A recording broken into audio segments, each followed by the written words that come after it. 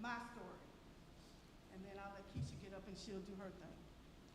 But I went back on my chart to look at all my numbers because I want to see exactly where I came from. So at the beginning of 2020, my blood pressure was 189/96. My weight was 247 pounds. Now, I don't think I looked like I was 247, but I was 247. I'm going by what the numbers on my chart said. They said I had no control of my diabetes, so I was taking amlodipine, Lipitor, Glimepiride, HTZC, Victoza, insulin, metformin, metoprolol, omeprazole, and vitamin D. I needed help. So I was taking a cholesterol. I was taking 1, 2, 3 pills for blood pressure. I was taking 2 pills for diabetes, and I was taking 2 shots. I had 2 different insulins, but I was taking one of them twice a day and one of them 3 times a day. So that was January the 8th, 2020, and my A1C was 11. So I was slowly killing myself, didn't know it. And my mom used to tell me, Tasha, you need to watch what you're eating because you're going to be a diabetic like me. And I was like, I ain't worried about it. I went to the doctor, and they said, well, you're going to be a diabetic right now. You're pre-diabetic, but you're going to be a diabetic. And I was like, I ain't worried about it. And everybody who knows me know I love Debbie cakes. And I would sleep with an oatmeal pie underneath my pillow so it can get soft and gooey. And then I can eat it in the middle of the night when I wake up, and I'll be like, oh, my blood sugar low, I got to eat something. But I would eat a box of Debbie cakes in probably a day and a half. Then, in 2021, my A1C had dropped to 8.1. This is when I started working with Keisha. The doctor stopped my Victoza. My blood pressure dropped from 130 to 139/88. I lost 13 pounds. I was down to 240. Then they changed my blood pressure pill and gave me one that had the water pill in it. So I was taking spironolactone. Still taking the Ozempic because I had horrible acid reflux. And I was taking Humalog 3 times a day. I would take 42 units in the morning, 34 units at lunch, and 42 units supposed to be at night. But if my blood sugar went up, I had to take a sliding scale. So that would be one of these units plus whatever the overage was.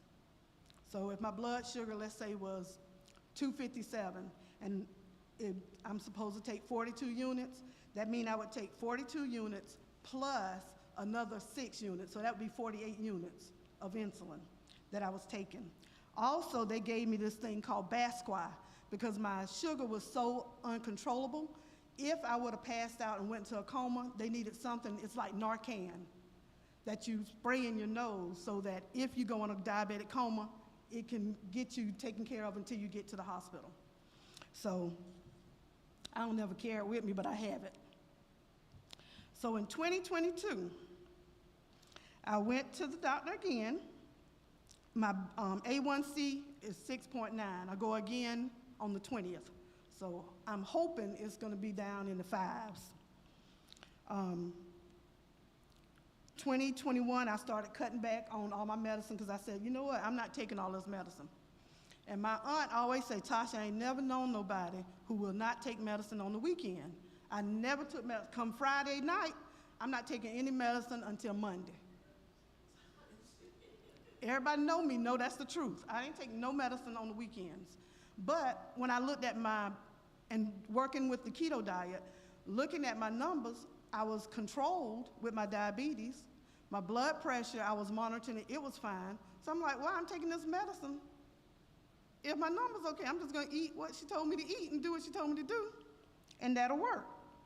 So in 2022, my blood pressure went down to 130/80. My A1C went to 6.9, and I was down to 224. This morning I'm at 219, 220. So when I went back to the doctor, I said, I don't take my medicine. And they was like, you don't take no medicine, no blood pressure medicine? I said, no. When's the last time you get it filled? I said, I got it filled, I just don't take it. Because if you don't get it filled, they look at your chart and said, you hadn't had it filled in 4 months or 5 months. So I'm like, okay, I'm gonna get it filled, I just don't take it. Because when they take your blood, they're gonna see if you taking your medicine anyhow. And they said, well, all your numbers are good. So what are you doing? I said, I'm doing a keto diet. They said, well, keep doing it. So I don't take any pills. The only thing I take is magnesium. And I was taking that because I was getting leg cramps or Charlie horses, and I started taking magnesium. So that worked for that. I'm supposed to take Lipitor for my cholesterol, but my cholesterol is fine, so I don't take it. The only medicine I take for diabetes is Ozempic. And Ozempic is not an insulin. Ozempic is actually to curb your appetite. So between keto and Ozempic, Jack, I ate what? I ate on Thursday? Yeah, I think I ate something Thursday morning. I hadn't eaten anything, or no, I ate Wednesday and I didn't eat anything until yesterday, maybe. Yeah, nothing but some water. Nothing but water. And Jackie the same way. She said, Tasha, I'm not hungry. I ain't ate nothing in 2 days. You don't be hungry. That's the Ozempic, but it's the keto diet. It's the foods that you eat. So, but yesterday, my blood sugar was 93. Your blood sugar should be between 180 and 120. It was 93. I don't have no symptoms of anything, I was fine. So that's what I do, I drink, and y'all gonna think this is nasty, but bulletproof coffee. And I drink coffee and put butter in it. Butter. And it keeps you full. I slice of butter and I put it in. I brought some for y'all to taste, but I forgot my monk fruit sugar, so it's gonna be unsweetened coffee. But, no, not a stick, just yeah, I just cut off, I cut off a pat. I usually do like a cut off a pat and a half and put it in there, and I got the thing called the frother and put it in there and froth it on up. And then I use some creamer that's dairy-free, and you can put cinnamon in it. And yeah, everything's sugar-free. And Jackie, as picky as Jackie is, because she does not like anything. She don't want to try nothing new. She ain't gonna taste nothing new. But me and Jackie started, she wanted to do this diet. So we did a challenge that Keisha had, 10 pounds in 10 days. Jackie, how much did you lose? Jackie lost 11.6 pounds in those 10 days. Now, one thing about Jackie is gonna go strictly by the book. If Keisha say drink 1 ounce of water, she gonna drink just less than 1 ounce. Because she might go over, so she is not going to go over anything. If she say 2 ounces of hamburger, it's gonna be 1.99. Now me, I'm a vary. I said, Jackie, you can't do what I do. Because I've been doing it long enough that I can kind of monitor what I eat. I might not do it the right way, but I'm gonna tell you the right way. And Jackie probably done lost more now. She's probably about 14 or 15 pounds down in 15 days. So she's been losing about 1 pound or so a day. And that's not with heavy exercise. She walked, but she ain't been walking the last couple days. No, because she went to the dam to walk one day in the middle of the day at 1 o'clock with a sauna suit on and almost killed herself. So, but For health purposes, this is something that's good for you. A lot of doctors sometimes say, well, you don't need to do the keto diet, you're eating too much of this. I'm living witness that it works. Now, and I'm not going to tell you not to take your medicine. Like I tell them when I'm at church, don't do what I do. Do what I tell you to do. Because I don't follow directions well. I'm not a good follower. I'll lead you somewhere, but I can't follow you too much. I'm not going to do what you tell me to do. So, with that being said, I'm going to let y'all listen to the expert. And this is Keisha Morgan. I found Keisha on Facebook. And I noticed a lot of people, I was watching her for a while, and I was seeing her weight loss, and I was looking at her story, and I saw a whole lot of other people's stories, and I was like, okay, well, I'm gonna give it a try. So I did it. So I've done 10 and 10, phase 1, 2, 3. I've done the ultimate, the belly fat blaster. So I've done almost everything she's had, except for this new one you got with the biohacks. I hadn't done those. But I've done almost every single thing that she's had. And last Sunday, I was wearing an 18-20. Last Sunday, I had a dress that was a 14. So I'm happy. But, you know, it could go either way any day now, depending on how I'm eating. So I'm going to turn it over to Keisha and let her tell y'all the right stuff to do. Not what I do, but what she say do. Keisha.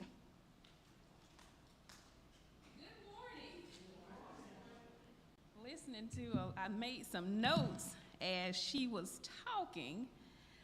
So we're going to go over some things, a few things. First of all, I want to say one of the things that I've realized since I've been doing this, I've been coaching now for almost 5 years. And I've been exclusively doing it, so God gave me a purpose in a way to actually do what he gave me a purpose for and support myself at the same time. So I've actually been doing it full time since January 3rd, 2019. So quite some time now. I am extremely thankful. I am blessed. I am honored because he could have chosen anybody to fulfill this purpose that he had for me. But because I understand how he works, I know what a blessing that is, and I don't take it lightly. Tasha probably heard me say that many times. I don't take the assignment lightly. I study often. I stay in classes. I stay in school because this is your life. And if you're entrusting me with what I tell you and God has given me a purpose, I have to make sure that I have the education needed to back up what I give you. And I'm always amazed because God has opened every single door in order for me to learn more, in order to me to be exposed to more, because my degree is actually in business. I have a bachelor's degree in business, and I teach health and wellness now. So again, I don't take it lightly. Also, I realized that God gave us everything we needed to thrive. There is nothing new. We bought on a lot of new things with processed foods and whatnot, but he gave us everything that we needed to thrive. And he created us amazingly well. Your body was created to heal as long as we create the right conditions. That's the second part that most people leave out, because I hear that a lot. I'm like, but there's a second part to that. You have to create the right conditions for healing, which a lot of us don't know how to do. We are part of a medical system that does not have our healing in mind. And because of that, we have become victim to a lot of things. And I say that because our medical system, I don't know if you know it or not, was built on profits. It was not built on healing you. Medications only hide the symptoms. I have to say that often. Whatever the root cause of whatever you're experiencing is still brewing underneath. Medications will only hide the root cause. And what we have been taught is, well, just take this pill, take this pill, take this pill. And what we find out is Usually it starts as 1, and because that medication has some type of side effect, and again, it does not address the root cause of the reason they put you on it in the first place, it just covers the symptom. If you're on it for a while, next thing we know, we're on a different medicine. And then we're adding another one. So this system is built on what we call in functional medicine world as med stacking, where they just continuously stack and stack and stack and stack and stack. And the more you're on, the more you end up being on. And the less healthier you actually are, because even that is dangerous when you look at it. Because if you look at all those side effects, pause for a minute. Do y'all ever listen to like the after part when they go over those medications on TV? And I always make sure I tune in because I want to listen to the side effect. And sometimes the side effect is worse than what you're taking the medicine for in the first place. And I'm like, why would we ever do that? We don't want to do that.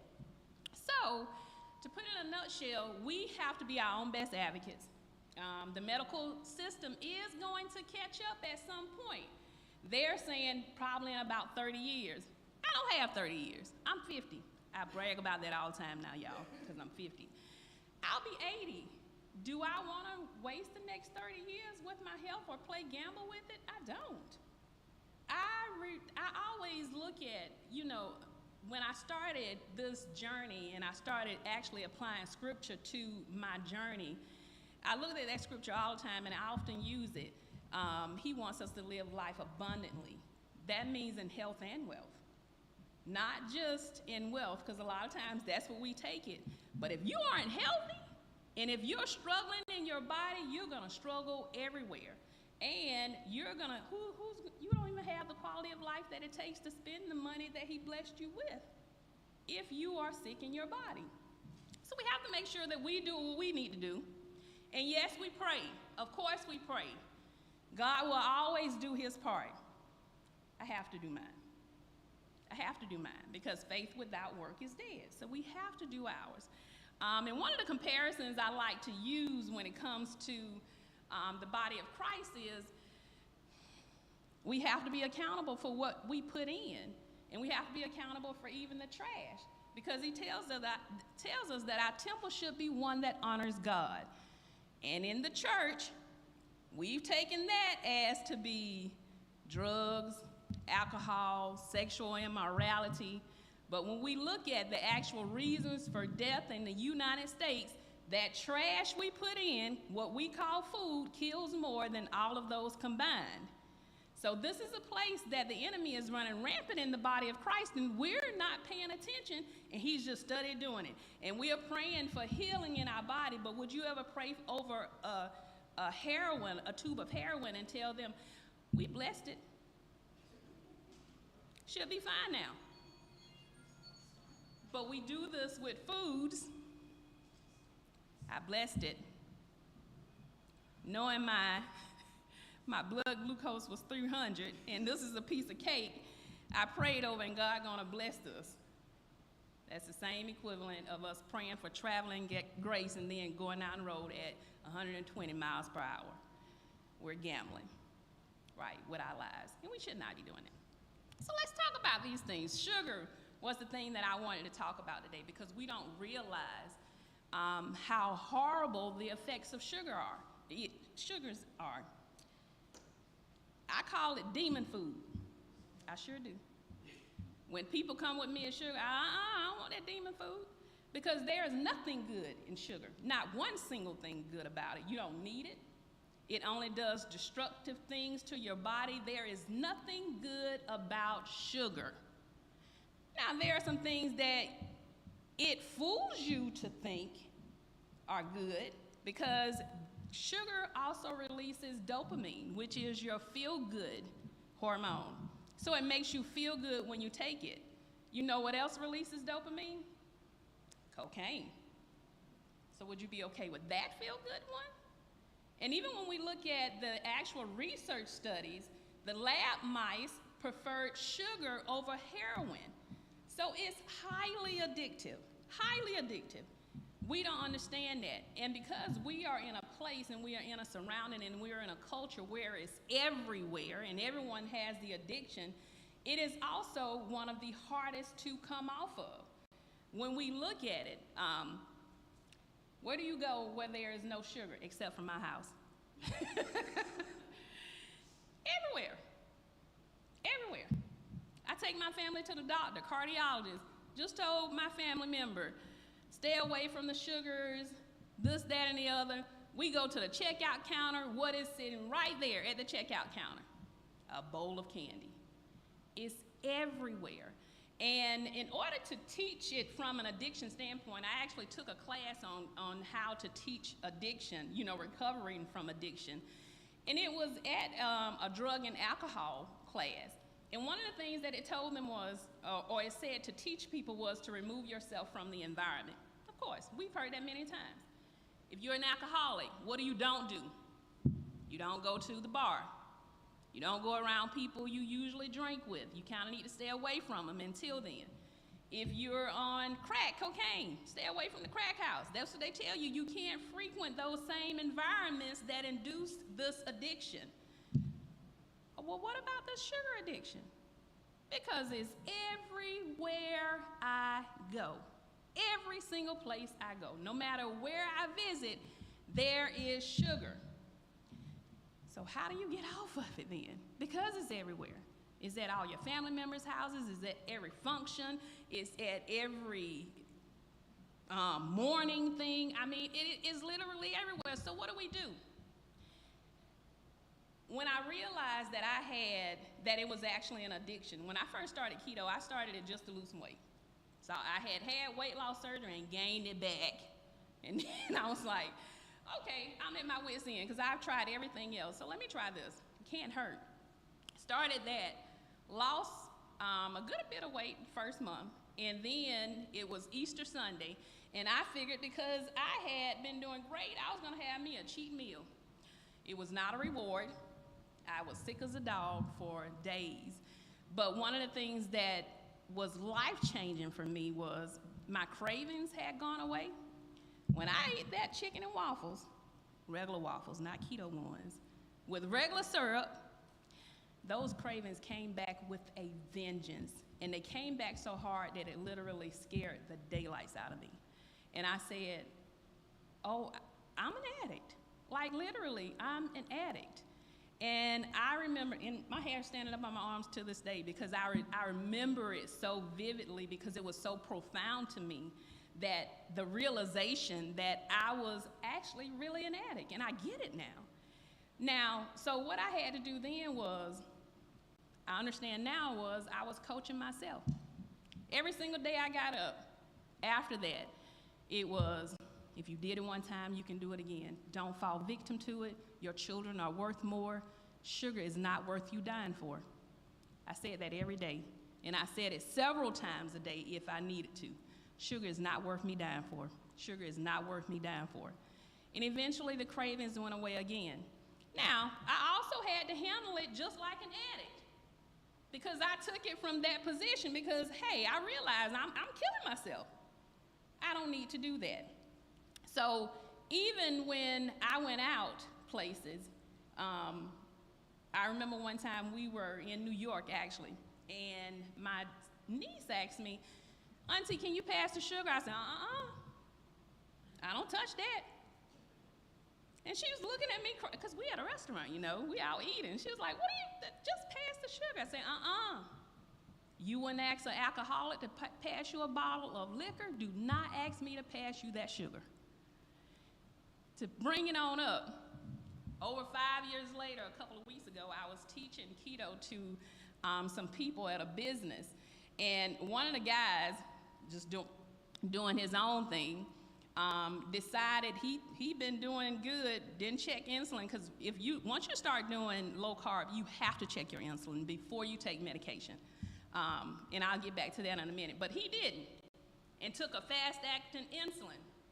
We don't eat carbs. So what happened, Tasha?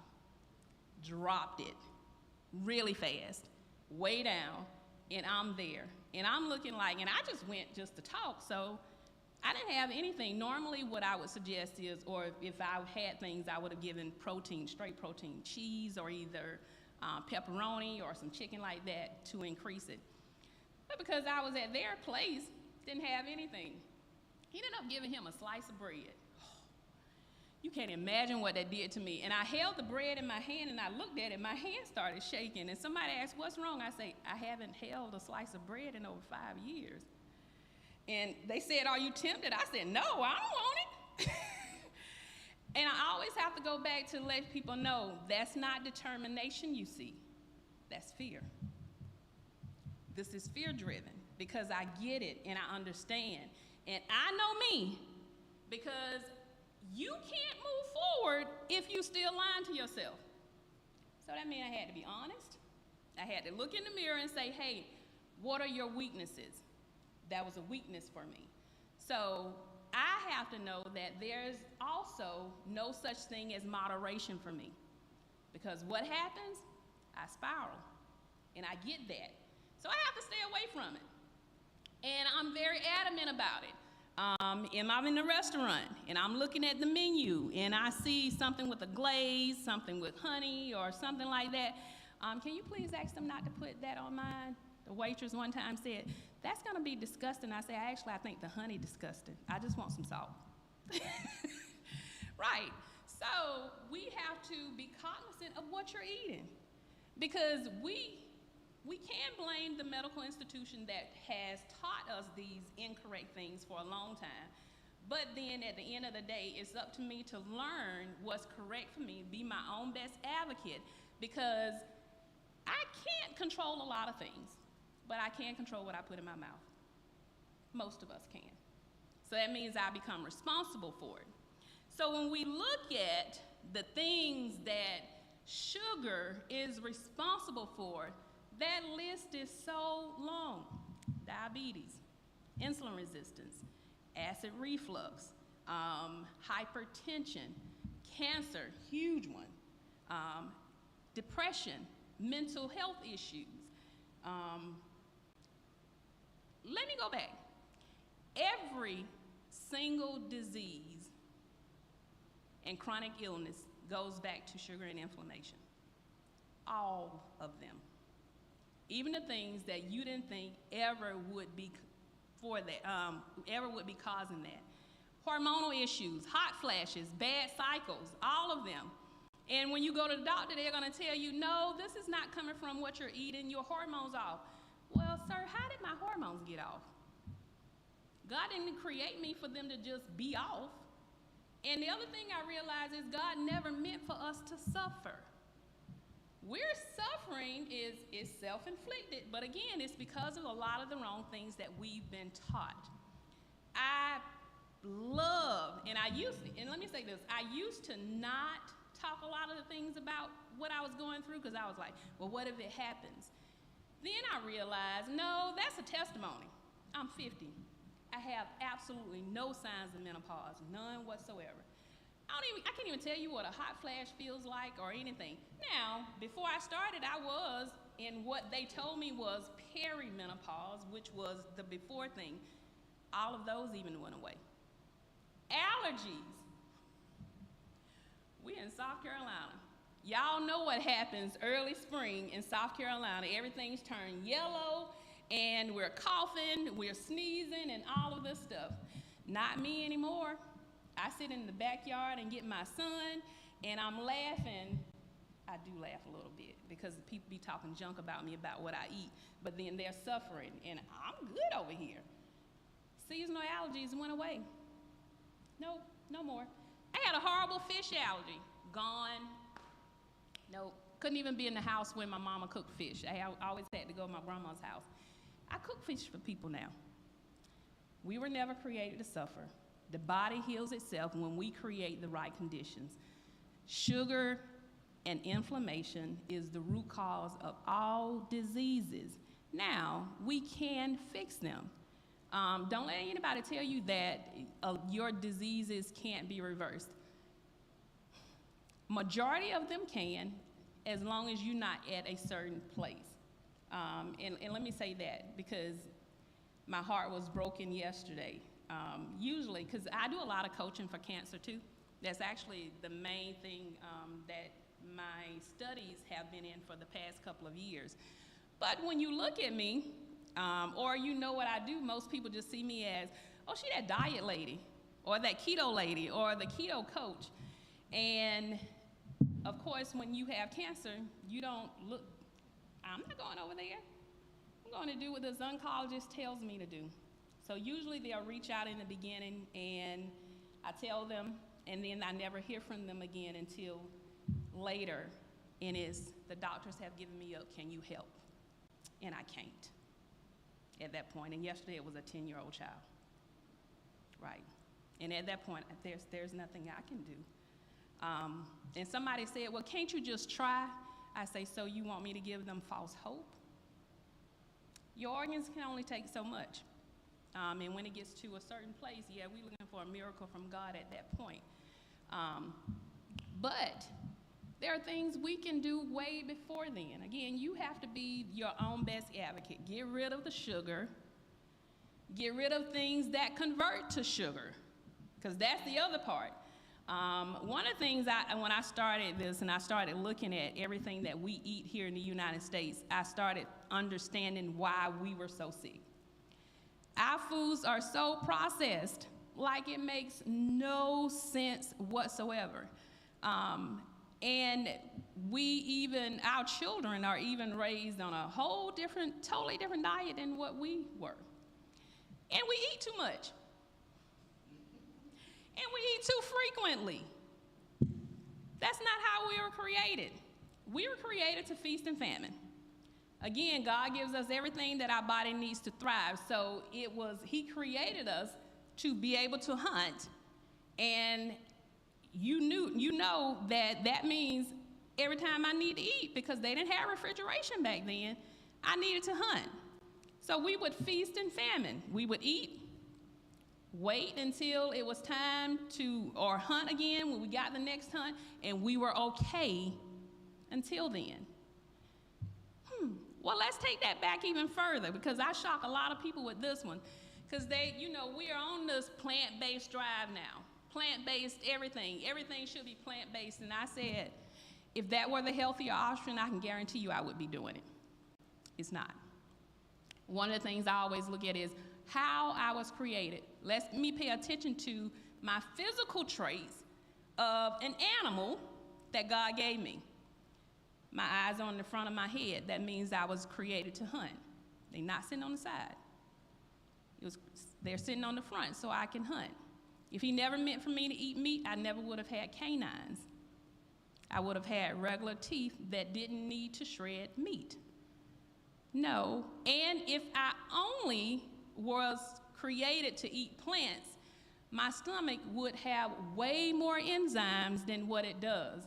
And that's the other part that a lot of people don't understand, because I saw a guy on TikTok one day, and he was talking about how an ape eats plants, and that was enough protein for him. And if you don't know the science behind it, you think, oh, well, he knows what he's talking about, because he was talking fast and he was using some big words.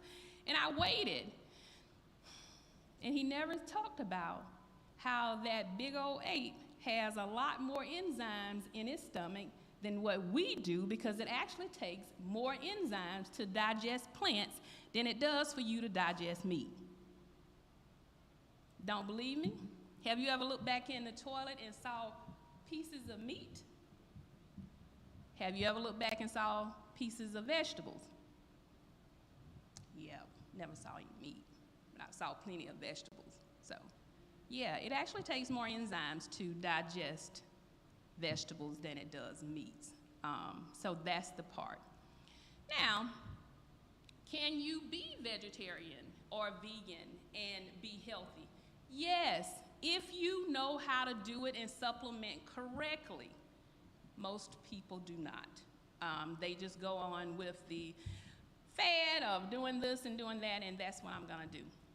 Even when keto first started, I see a lot of people even still doing it wrong. Tasha tell you right now, if you go buy a bunch of keto products in the grocery store and think I'm going to approve them, my answer is probably gonna be no. Because I don't believe in processed trash. I believe in protecting my temple. That means that I get quality foods and I don't buy into those things. And even a lot of times now, because people get hung up on this keto name, I say, well, take the name off of it then, if that's your hang up, because I eat quality meats and vegetables, and that's it. Even when I go be at doctor's offices and they ask me, well, what do you eat? I don't even tell them keto. I tell them what I eat. And they always say, oh, that's great. That's great. You know why I switched that? Because when I used to tell them keto, they would say, oh, you shouldn't do that, but my numbers are great. But it's not sustainable. I said, well, sustainable means you don't have any faith that I can do it. That's not a medical reason. Oh, okay. So no, there are things that we can do in order to make sure that we are healthy. Again, getting rid of the sugars are necessary. So I did want to go over, I jotted down a few things that Tasha was saying when she was speaking. And one of the things I want to make sure I let you guys know is if you eat your way into bad health, you can eat your way out of it. If you ate your way in, you eat your way out of it. They don't teach you that. So what they teach us is that diabetes, we chase the carbohydrates with insulin. Well, what happens if I don't eat carbs? Then I don't need to chase it with insulin. So let's say, well, what's wrong with insulin? Somebody asked me, what's wrong with insulin? And I said, well, you have to look at your body's ability to metabolize glucose, sugar. And when we look at diabetes, the root cause of diabetes would be insulin resistance, meaning I'm making insulin, and that's for type 2. Type 1 means that you were born not being able to create enough insulin. But for type 1, means that type 2 is your body is producing insulin, but your body is resisting it.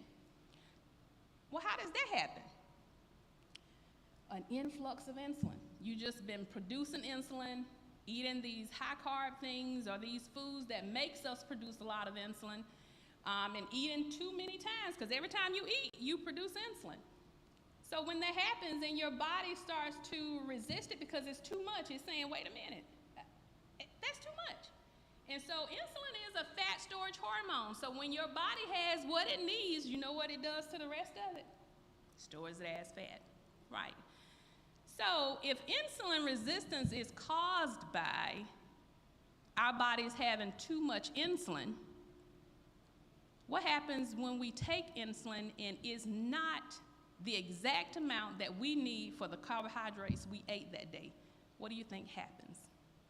It makes the insulin resistance worse. So that's why you find people who are diabetics who start out with maybe a pill, then they're on insulin shots, and then they're on other insulin shots, because if you don't do that calculation exactly right based on the amount of carbs that you ate that day, then you can potentially make your insulin resistance worse. I don't know many diabetics who are actually doing that calculation every day to say, this is the only amount that I need, and let me do this, which makes it, taking insulin can hinder your progress from it being reversed. And it can be. So again, because they teach you, well, if you ate this many carbs, chase it with insulin. Well, if I don't eat carbs, I don't need the insulin. So now, the other thing I looked at was acid reflux. Oh. Anybody in here got acid reflux? I've been doing a lot of education on this one. And let me guess, you've been on it for a long time. For a while, or usually it's been a while. So let me go over this thing. This information I'm finna give y'all will be worth you being here. What happens when we take acid reflux medicines? I think I'm still mad about this one. So when you have acid reflux or indigestion, GERD, or whatever you want to call it, the acid is coming up your esophagus, and it's not a good feeling. I used to have it. Sitting on the edge of the bed, you can't sleep.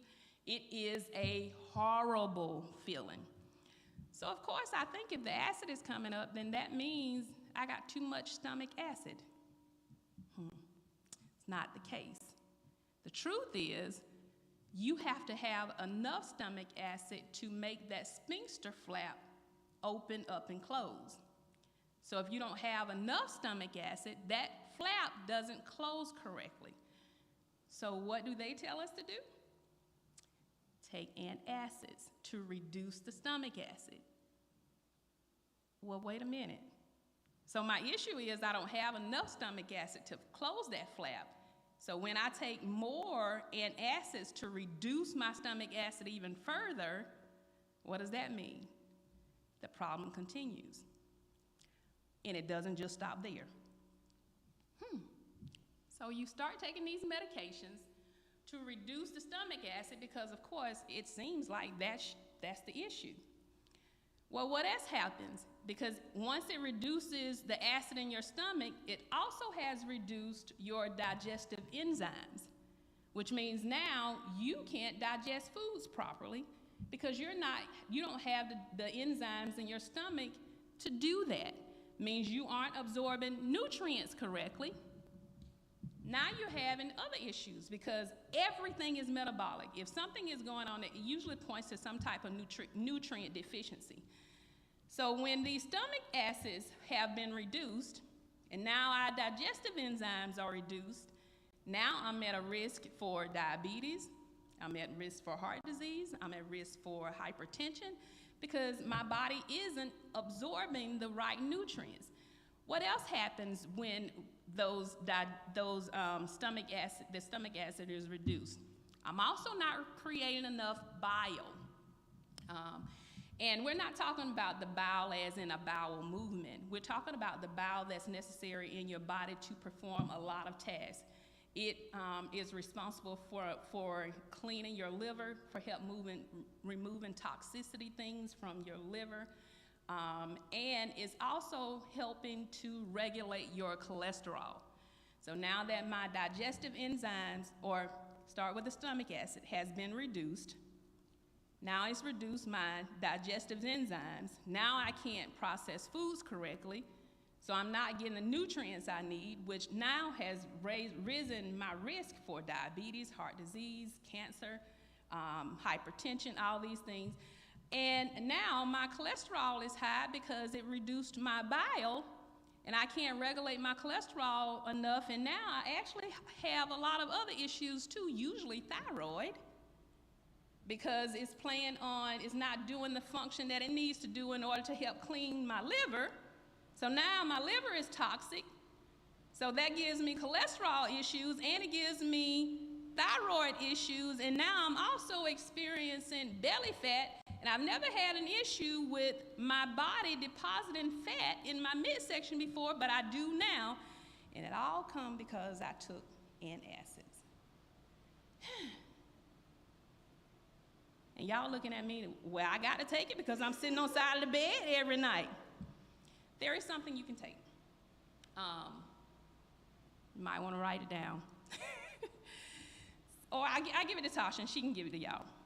So the process, and anytime I have clients who are on this is the first thing I have to do is to get them off of it, because it is a huge hindrance when it comes to your metabolic health. And also, are men listening to this too? It is also a huge contributor to erectile dysfunction.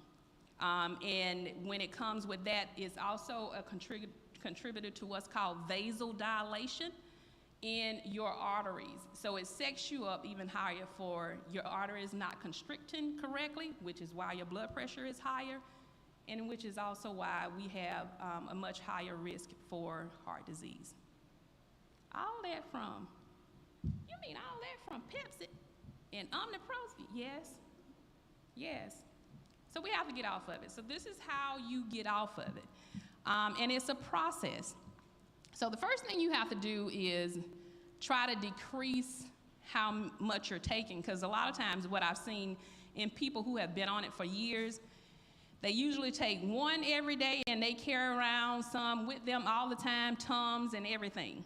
And I had one guy a couple of weeks ago, on the process to getting him off of it, and he had been hiccuping for 7 months every day. for 7 months. He's been to every gastrologist, internal medicine people, and all this stuff. I said, dude, take some apple cider vinegar. Took apple cider vinegar, and guess what? The hiccups went away. He was like, do you have any idea how many dollars I said, it was just that simple. They don't get a kickback from apple cider vinegar. But anyway, apple cider vinegar mixed with water will calm that acid down that's raging in your esophagus without interrupting your gut biome. So do apple cider vinegar with water.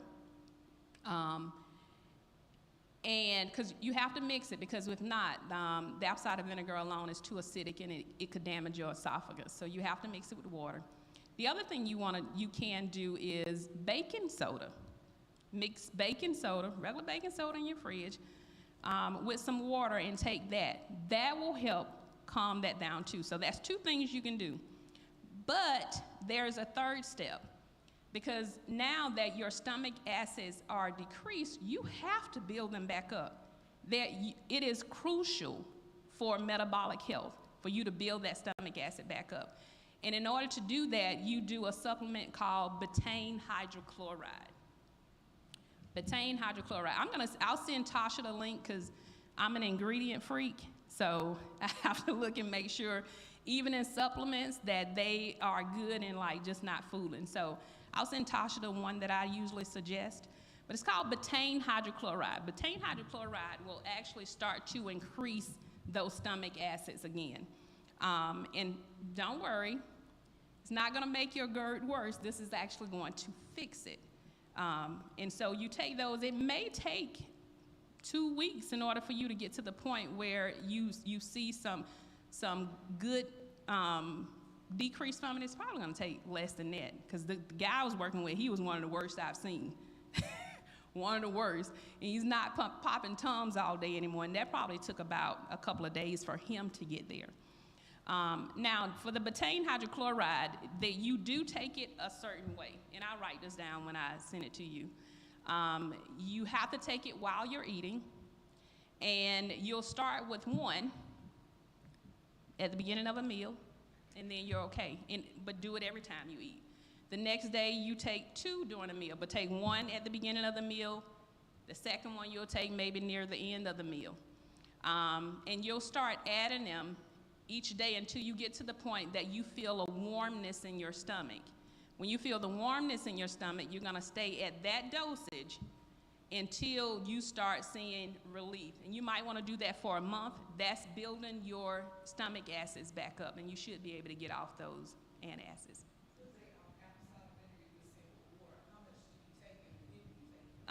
2 tablespoons. Mix it. I usually mix it with 2 ounces of water. I would suggest starting out first thing in the morning with it, and then carry it around with you. So for that guy who I had, who was he was one of the worst I've seen, I made him some little bottles of it mixed up that can be closed, and he took it around with him. If he started to feel it, I said, instead of popping the Tums, you sip this instead, and it worked. So yeah, take it around with you. And it depends on let me also add, if you do the apple cider vinegar and you find that it burns really bad when you take it, you need to make an appointment to see your gastrologist, because that could be an ulcer. And you don't want to do the betaine hydrochloride if you have an ulcer, okay? Betaine hydrochloride over the counter? It is, yes. I ordered from Amazon though, but it is over the counter. It doesn't require, nothing I use require prescription, because I only believe in natural things. And doctors can't charge for natural things. But yes, that's important. Now, did y'all have any idea all that stuff could happen just from taking an antacid? Nope. I know I didn't.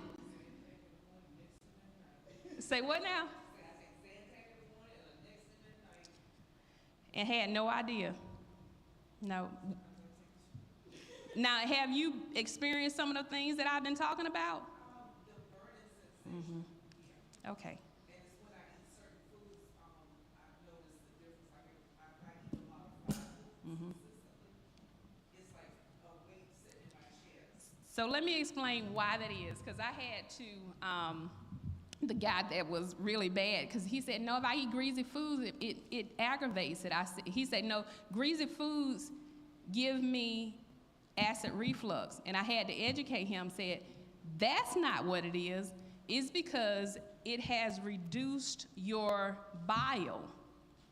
And if you don't have enough bile, you also don't have the ability to carry fats and process fats like your body should. So the issue is not, the greasy food can aggravate it, but it would be because of the reduced bile. And that is very important. And the reason why, and I'm glad you brought that up, the reason why that is important is our bodies must have the ability to transport fats. You can live without a lot of things. Fats are not one of them. You must have amino acids, which are proteins. You must have fats in order to live. So if your body cannot move these fats correctly, you have an issue when it comes to your metabolic health. So we have to do that. My triggers are usually tomatoes, spaghetti, spicy foods. Yep, I've heard that one too. And usually that is because of liver toxicity. So again, you can't get your way back to eating those tomatoes and stuff that you've always loved, but we have to build those stomach acids back up then. And then you won't have an issue with it. Right. Anybody else? The vinegar doesn't put acid in your stomach? No, it calms it down. Okay. Yep, it calms it down. And remember, if it did, that would have been a good fix, because the issue isn't you have too much acid. The issue is actually you don't have enough. Right. So I wish it was that easy, but it's not. It will actually just calm it down. And it usually works pretty fast. If it's really bad, you may need to alternate between the apple cider vinegar and the baking soda. Yeah. So I do a shot glass of the apple cider vinegar and water every morning. Yep, that's what I do. The shot glass. And you can do it. The shot glass. Look, I use a shot glass too for mine. I use the shot glass. Look, she might have got that from me. Did I tell you that? Did I tell Probably. you that? But I have not filled my prescription for the omeprazole in I don't know how long. Yeah, it'll Probably fix a it. year. It'll fix it. Yeah, stomach. Now, it doesn't taste good. Okay. And the one with the mother. Yeah, you want to get the one with the mothers. Okay? Yep, you want to get the one with the mothers. It does burn, but it shouldn't be excruciating, right? If it's excruciating, stop. That means that you probably have an ulcer. But it doesn't taste as bad when you put it with the water. Yeah, so you put it with the water, you know. Right. Now, bulletproof coffee. I had that in my notes too to tell y'all about this butter in the coffee. So let me tell you, I've been on this lifestyle now. I started March 1st, 2018. My only regret is that it took me 6 months to try bulletproof coffee, because I said, y'all nasty, I'm not putting no butter in my coffee. Y'all done lost y'all mind. Like, who does that? Anyway, after I started coaching people, I said, well, I have to try it because it is like the staple for the ketogenic community. That is something that they do. Well, let me tell you, boy, was I wrong. That is the creamiest cup of coffee you ever wanted to have in your whole entire life. And to tell you about it, my sisters are, well, one of them is extremely picky. And I used bulletproof coffee to convince them to try the ketogenic lifestyle. We were sitting at my mom's house, and I made me a cup. And they said, well, you should make us some. And I'm like, and this was it during the time when I was one of the only people I knew that did it, and they were looking at me like I was crazy, and so I kept all my stuff to myself. And when they asked me for a cup of coffee, I said, because y'all not gonna drink it, and you wasting my products, and my stuff is expensive. So I'm not gonna give y'all my cup of coffee, you're not gonna drink it. So I made one cup and made them split it between the three of them. I had to go back and make each one of them a cup. And till this day, they still love Bulletproof coffee. It is creamy, and you'll have people who will say, well, you putting oil in your coffee. Coffee is oily anyway. Have you ever looked back at your cup and seen oily film? It is oily. Now, you have to blend it. We usually use a frother like Tasha was talking about, because if not, then you're just gonna have an oily top lip, and that's it. You need to blend it, and it's gonna be a creamy cup of coffee, yes. That's butter, not margarine. Not margarine, yes, butter, not margarine. Margarine should go in the trash can. Did y'all know that margarine was never even first created for human consumption? It was created to fatten turkeys. They bleached it and sold it to us to pass off. You can use nut pods. Nut pods, or either, I use heavy whipping cream. I like nut pods too. So you can use nut pods or heavy whipping cream. Yeah. Yep. So you can use that. Great cup of coffee.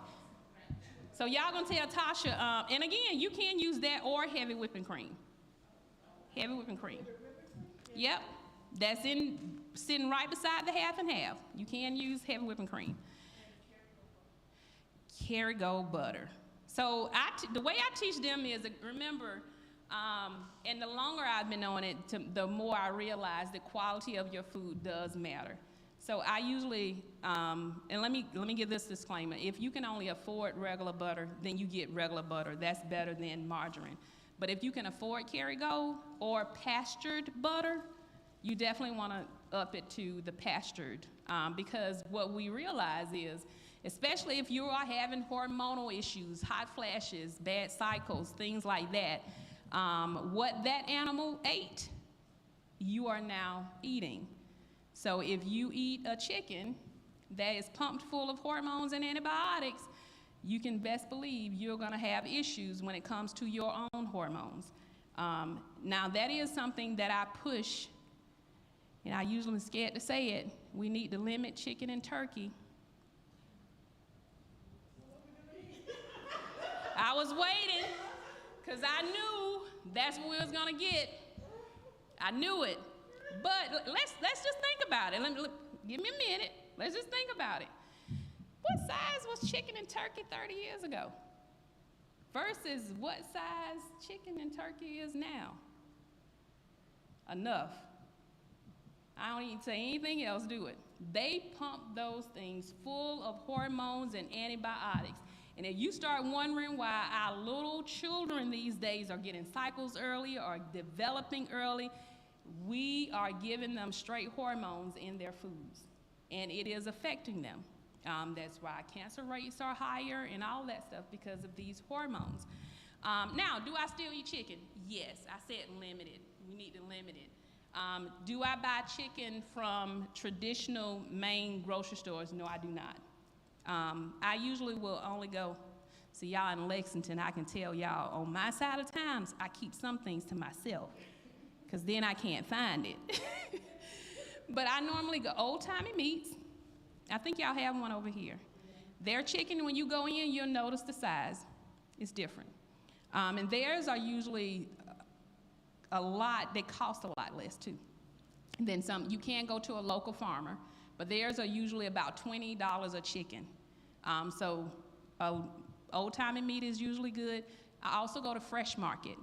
Fresh Market is usually my grocery store of choice for my meats, because all of their meats are hormone and antibiotic free. So I usually go there. Now, fasting was the other thing we talked about, because y'all was shocked that Tasha didn't eat, and I heard somebody say, well, is that healthy? It can be. It can be. And to go with Ozempic for a minute, and I saw you like my post on what Ozempic actually does. Ozempic actually mimics keto. So it makes your body think like it's actually in ketosis. So a lot of the same things that we experience when we're on keto, they experience when they start taking Ozempic. When you give your body a good nutrient-dense meal, which is how we teach it, you don't need to eat all day. I think it was last week, might have been 2 weeks ago. Somebody asked me, they called and say, hey, you want to go to dinner? When'd you eat? And I had to think about it. I'm like, oh, I think it was 2 days ago. And I ain't think about it. And I get it. Because when I used to eat all the time, the thought of not eating just scared the daylights out of me. Now I realize my body tells me what it needs. When it needs fuel, because food is fuel, it'll let me know. I promise you, if I needed some fuel, nobody would have had to call me and say, hey, you want to go to dinner? I would have been like, oh, let me go get something to eat. So your body tells you when it needs fuel. And that's how we have to think about it. Food is supposed to be fuel. We've turned it into something else. But it's fuel for your body. And your body will let you know. And let me say this, even on Ozempic, and me and Tasha, we're going to work on this one. Because I remember when somebody, and it might have been you the first one who asked me about it. Might have been last year sometime. When it first started making buzz as a weight loss alternative, and I said, well, let me look at it. And I did look at it back then, and one of the things that I said was, I've learned that this lifestyle is more about correcting behavior than anything. Because if it was just what I eat in front of me, in physical, then that would be easy to do. And none of us would be having as many problems as we were having. So it was more so about correcting behavior. So I'm always a little hesitant to try things that don't correct behavior, because I've done them all. And if Ozempic had came along back then, before I know what I knew now, I probably would have did that too. Let me be clear. I just was trying to do whatever I could do to lose some weight. So when I first looked at it, I said, well, I don't condone it. But if you need something to give you a crutch, then that's what it is. But be doing something else to get off of it, because that's not something you want to do long term. Now, the people who make Ozempic tell you once you get on it, that's for life, that you have to continuously do it for life. The report that I saw earlier this year raised some major red flags for me.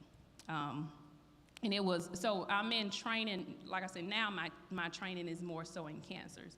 And specifically in the African American community, I like to look at, because for us, we're 3 times as likely to catch cancer, and we're also 3 times as likely to die from it. So it's a huge issue, and people don't usually tell us how to prevent having it, how to help make it go away, and also how to help prevent reoccurrences. So on the latest research that came out, because you remember when Ozempic was first done, it was on a smaller group of people. But of course, a lot of people own it now, so the research is done on a lot more. And that small percentage increase that increases risk for thyroid cancers were small in the smaller group, which was much more inflated in the later research. That increased that number to more like 30%, which is high, and especially if you're African American, that's a very alarming number. And the other thing was that the realization was, even though people were losing weight on Ozempic, they were losing muscle, which means they were losing weight but getting fatter, which was alarming to me. So as we age, we naturally lose muscle.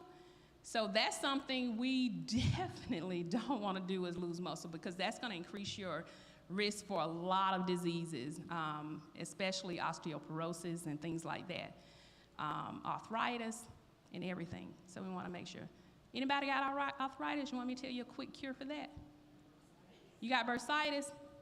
Add some turmeric, a teaspoon of turmeric, 2 teaspoons of olive oil, extra virgin olive oil. Both of them are a great anti-inflammatory. Get rid of it. That's one of my new biohacks, and y'all the first to get it.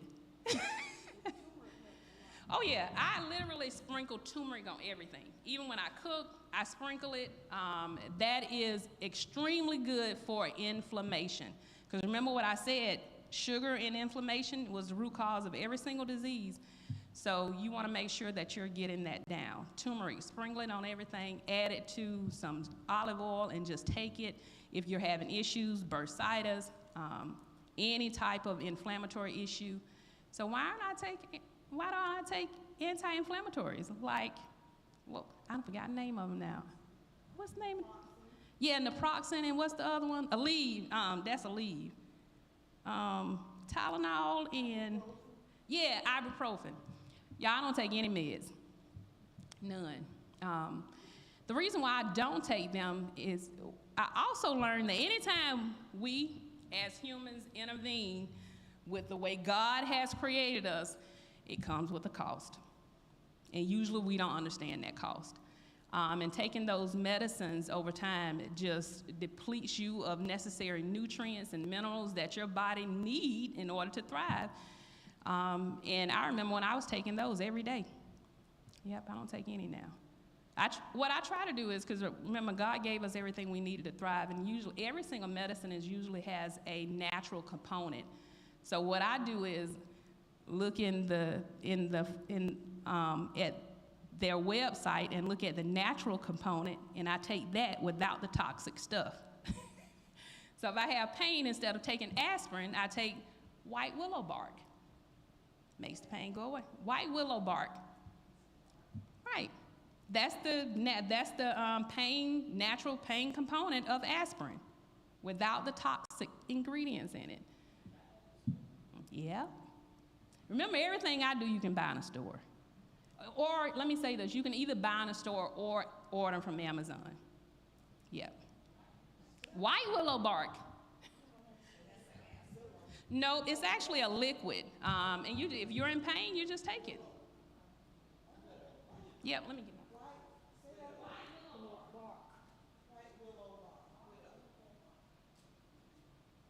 White willow bark. And the other thing, I'll tell you this, and then we'll close. I'll take questions and we'll close up.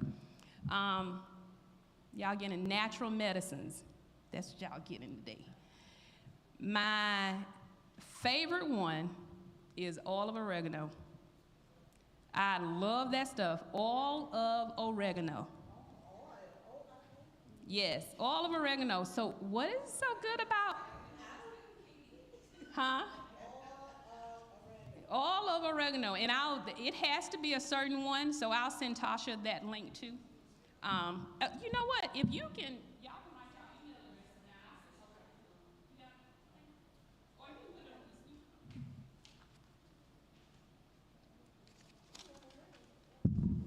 Yeah, y'all write your email addresses down. I'll send this what I'm saying.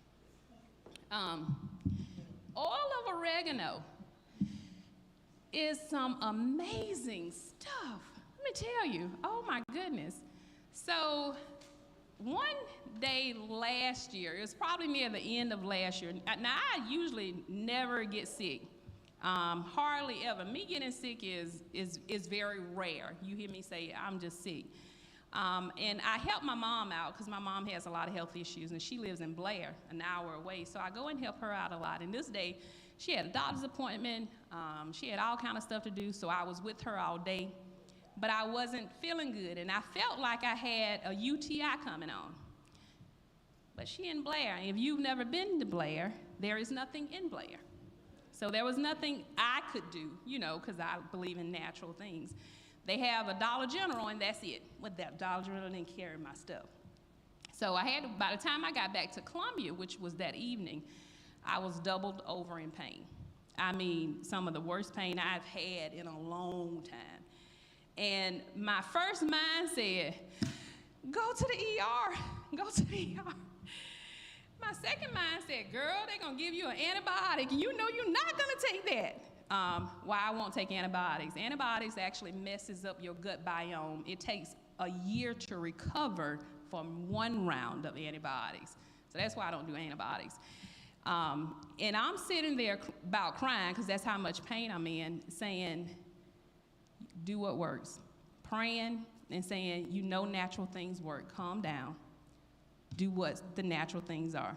I didn't even have them at the house, so I'm out in pain getting my oil of oregano. I picked up olive oregano, I picked up a ground beef patty, and some sauerkraut. If I'm sick, that's what I'm eating, ground beef and sauerkraut. That heals my gut. And 80% of your immune system is tied to your gut. If I'm sick, or if I feel like I'm gonna get sick, beef and sauerkraut. Why sauerkraut? It is, the Country Kitchen. It has to be Country Kitchen. The Country Kitchen brand. Sauerkraut, 16 ounces of sauerkraut actually does the same amount as 2 months worth of probiotics. And that's just with 16 ounces. And also, if you've been taking antacids and antibiotics, I do suggest you probably need to get on some sauerkraut to help with that. That'll speed it up. You could do a probiotic, but if you did a little sauerkraut 1 day a week, would amount in 1 month would amount to the same time as you've been on probiotics for almost a year. So do the sauerkraut. Now, so I got those things, got my olive oregano. Now, remember, I was in a lot of, cancel my classes, which tells you how much pain I was in, because I never cancel classes unless it has to be an extreme emergency. But I couldn't stand up. So I took my olive oregano. Now, I did overdose on it, because when I read the bottle, I just saw 4. So I took 4 dropperfuls instead of 4 drops.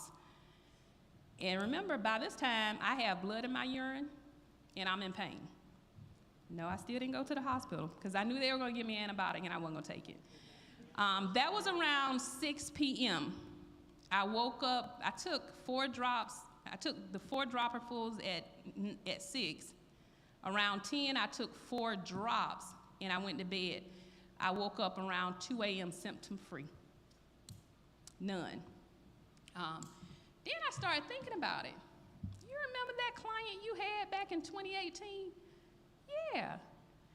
I had a client in 2018. She was a young girl. She had just been diagnosed with herpes. Can't get rid of herpes. She called me crying, said that somebody had given her my name, my information, and said that I could help her. And I said, well, I've never done this. I said, I've done the research. I can try what my research tells me works. And one of the things I put her on was olive oregano.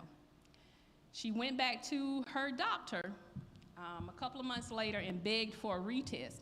He said, we don't need to waste that. You can't get rid of it. You had 2 positive tests.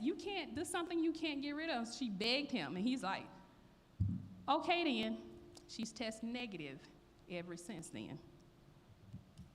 Now, does that mean it cured her of herpes? No. What it means is that it's still in her body, but it's dormant. And it's so dormant that she is testing still 4 years later, she's still testing negative. And so then after that, I was thinking, my daughter. I have a daughter she's 31. She's my special needs child. She's never walked. She's been in a wheelchair all her life, but she's dealt with chronic urinary tract infections all of her life because she has to self-care. So that's very common with people who have to self-care. And at some point, they stopped giving her antibiotics for it because her body had become resistant to the antibiotics. And I said, let me try this with her. Because the last time she's been on an antibiotic was in her teens, and she's 31 now. So we've been dealing with it, and I tell her, girl, when you use the bathroom, close the door. It smells like death. And we have to use all these things to get rid of it. I was like, let me go pick her up, because she doesn't live with me. 3 days, the smell was gone. And now she's on a maintenance dose. She takes it every day, and when she visits, still no smell.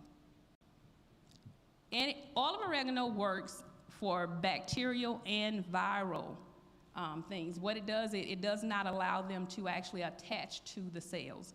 So it just flushes them out. If I'm out, because COVID is still going on, if I'm out at some type of event and there's a lot of people there, I dose up on olive oregano when I leave, and I dose up on it when I come back in the house, because I know it won't allow those viruses to attach.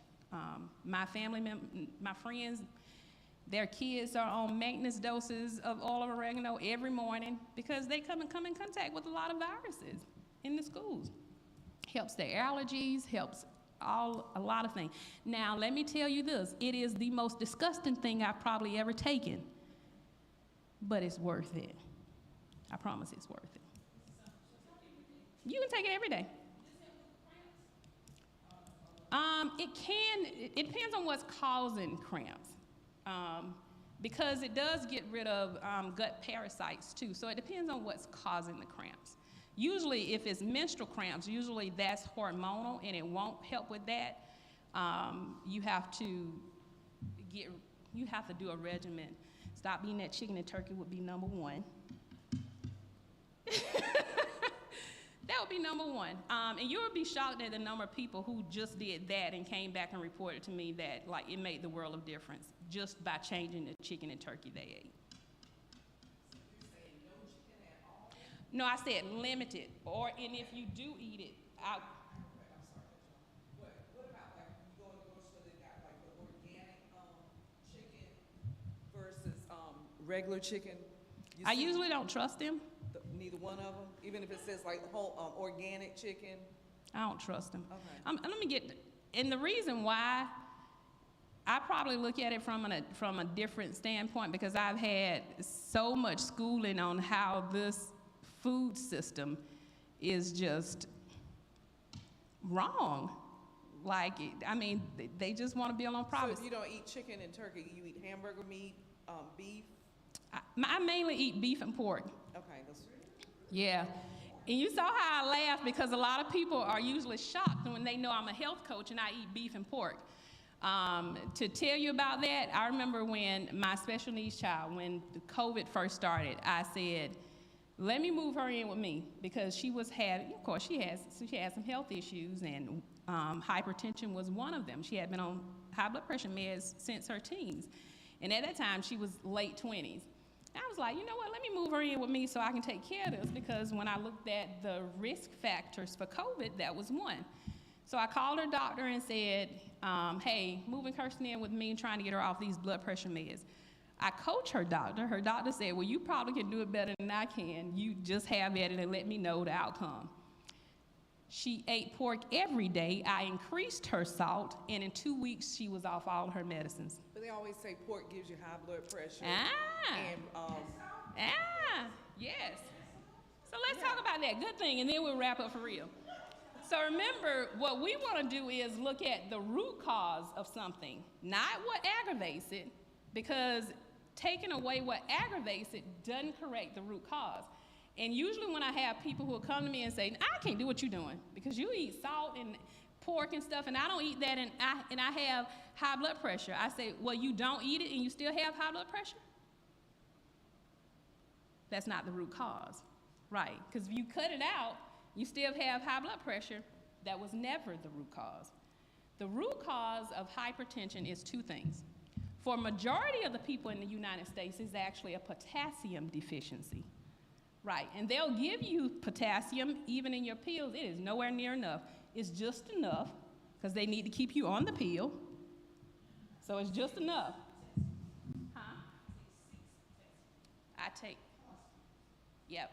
I do 1,000 milligrams a day of potassium. And why do I do that? Because our foods, even that's grown in the soil now, it's depleted of nutrients. So we are missing a lot. So the first one is a potassium deficiency. The second root cause is our carbohydrates. Carbohydrates makes your body hold on to sodium, and then that also increases your body holding on to fluid, which constricts your blood vessels, makes it harder for your heart to pump blood through it, which increases your blood pressure. So once you cut out carbohydrates, you can't even eat too much salt. If you don't eat carbs, your body would just excrete any excess salt that it has. Just like your body cannot live without fat, you cannot live without salt. It is one of them you can't live without. Let's take this on even further to tell you how you know how we know that they know that's the wrong thing. If you grew up in the country and you were around cows or livestock, what did they have out there for them? Salt licks. Because it's necessary. Right. So in the mornings when I do the apple cider vinegar shot, I also start my day with a half a teaspoon of salt. In my hand is my salt lick. I put it in my hand, and remember, because I don't eat carbs, I don't have to worry about too much. My blood pressure, I hadn't posted it in a while. The last time I checked it and posted, it was like 116/60 something. That's of a teenager, and I'm 50. My A1C last time was a 4.6. I eat pork and beef majority of the time. Right. What about, you said cutting out breads, so you don't eat bread, period? I only eat the ones that I make. Okay. Right. So, nope, I don't eat any breads, especially not those ones that are labeled low carb or keto. That is toxic trash. So what's your recommendation if somebody wanted, say I wanted to just make a sandwich, what would you recommend? Either make it with lettuce I or mean, the type of bread, the brand of bread, or? none. Make your own. So let me explain. You tried, right? Yeah. You look. Let me tell you, like the young people say, you tried it. So let me say it. And you won't want to eat it. But you know what? It actually isn't as hard. And let me tell you why it isn't hard. Because if I can do it, anybody can. I literally just bought pots and pans 5 years ago. I went from cooking nothing. I had no idea how to cook, didn't want to know. Now I can make anything. So it depends on what you want. Now, a lot of people will say, well, that takes up too much time. That's just, and I always say, that's too much time for you. I'm investing in me. I've invested on every job I ever been on. I did the time, I worked hard for them, I worked hard for other people. I'm worth the effort. And so we have to get to a place where we teach self-love, like knowing we're worth the effort. You know, and one of the ways I look at it is God shows me favor all the time.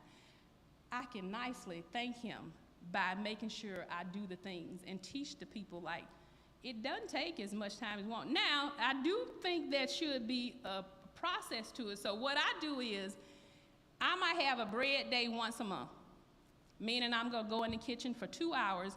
I'm going to make, and I'm not even standing in there the whole 2 hours. It might be 30 minutes prep, let it rise, 30 minutes baking, maybe 15 minutes with me packaging. That's it. And in between, while it's rising and baking, I'm doing other stuff. So you're talking about maybe 45 minutes that it's actually going to take me to actually do work for me to have breads for a month and a half. Because what I do is I make a bunch of them, because if I make one loaf, I can make 10, package them, then I put them in the freezer. So as I need them, I have them. So it's, I use regular ingredients. Regular ingredients. I don't do, the reason why I put them in the freezer, I don't use any preservatives or anything like that. But it works. And these are my aunts, so they have been, they taste a lot of food that I eat. Okay. So we've had cauliflower macaroni, and we've had nasty dressing. They had some dressing, they didn't like it. They didn't like the dressing at all. And they had, did they have ribs? I think they had ribs.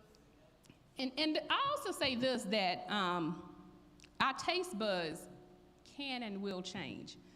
Now, I try not to be mouthy sometimes, and I usually don't say anything unless somebody says something about my lifestyle, and then I come back. And I remember one time my sisters, and I can say that to my sisters because they my sisters, they asked me about how something tasted, and before I could answer, she said, we can't trust your taste buds because you like anything. I said, I can't trust yours because yours let you eat stuff that's going to kill you. And she looked. I said, I'm being honest. So the thing is, we have to, and that was one of the things I try to tell newbies. If it's something you don't like when you first start, wait a couple of weeks, get that sugar out of your system. You probably will like it then. Because things that I never thought I would eat, because I was that person, I eat now. And I actually eat better than I've ever eaten before. So, yep. Well, how do you prepare your pork and beef? Any kind of way you want to? How do I do what now? How do you go about preparing it to eat? Just Most of the time I do grilled. And like steaks, I love steaks. So I eat steaks a lot. And I just cook it in some butter or bacon grease in my cast iron skillet with some garlic, and I'm good. And usually, I'm just good with that. Now, do I still eat fried foods? Yes. I want me some fried chicken every now and then. I go get my one from my little stores, and I use lupin flour and lard, and that's how I fry it. Yes. Let me tell you, it is making a comeback. When I first started keto, I had a hard time finding lard. Now it's in just about every grocery store. So, lard, and this is what I usually have to say with lard. You remember back in the day when they used lard, some number of years ago, and then we're gonna wrap up for real. Some number of years ago when they did use lard, how many young people do you remember dying of heart attacks back then? None. How many young people you see dying of heart attacks now? A whole bunch of them. Our great-grandparents had it right. I'm going to give you a little history behind that. Procter & Gamble came along, and they actually launched the American Heart Association. They're not a government entity, they're a nonprofit, which means you can actually go and look at everything I'm saying because they have to publish their financials. So you can actually go back. Procter & Gamble launched the American Heart Association. And after that, American Heart Association came out and said, y'all need to stop using lard and butter because this is the reason for you having heart attacks. And started promoting canola instead. You remember back in the day, Mazola had the heart healthy stamp on it, promoted it as its #1 ambassador for oils that it should be using. What happened when they did that? If you go back and look, when that was released, you can look at the timeline. Heart disease soared, and it's still soaring. The other thing about that you want me to tell you is, remember I told you about inflammation? Inflammation is actually the root cause of heart disease, not cholesterol. Majority of the people who have heart attacks have normal levels of cholesterol. Cholesterol levels in the United States are at the lowest they've been in decades. Heart disease is still the #1 killer. It is the inflammation. You want to know the most inflammatoryest oil of them all? It would be canola. Go back to using lard. Actually, even if you have buildup in your arteries currently, if you switch to using lard and get rid of the other inflammatory foods, you will actually start to get rid of that plaque buildup in your arteries, which is crazy.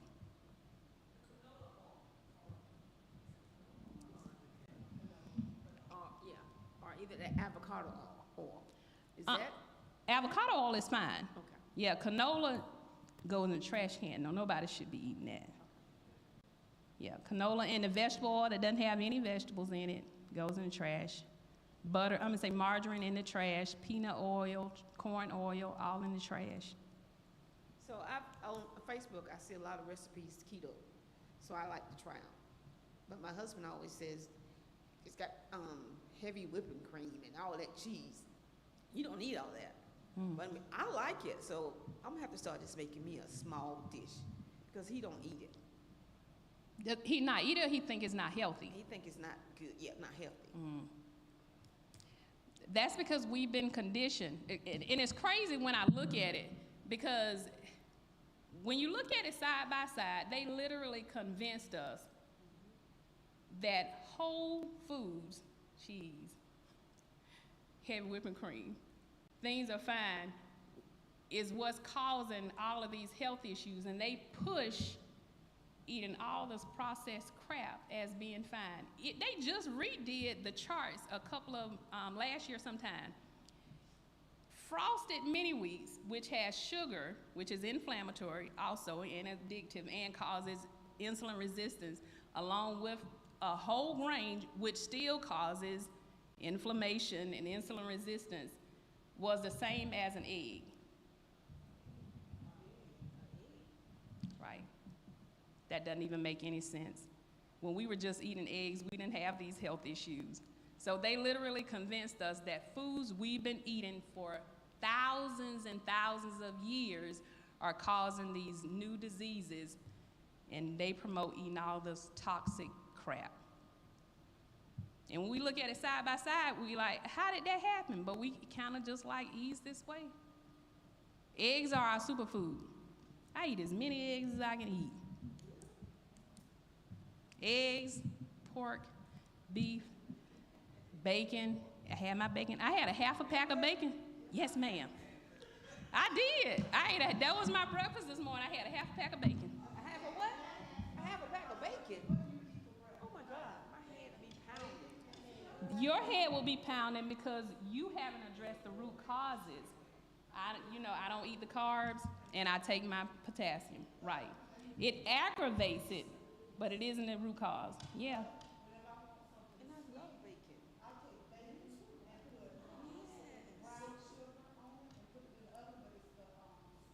Mm-hmm. Yeah. Swerve. Swerve is one of the alternative sweeteners that we use. Yes. Yes.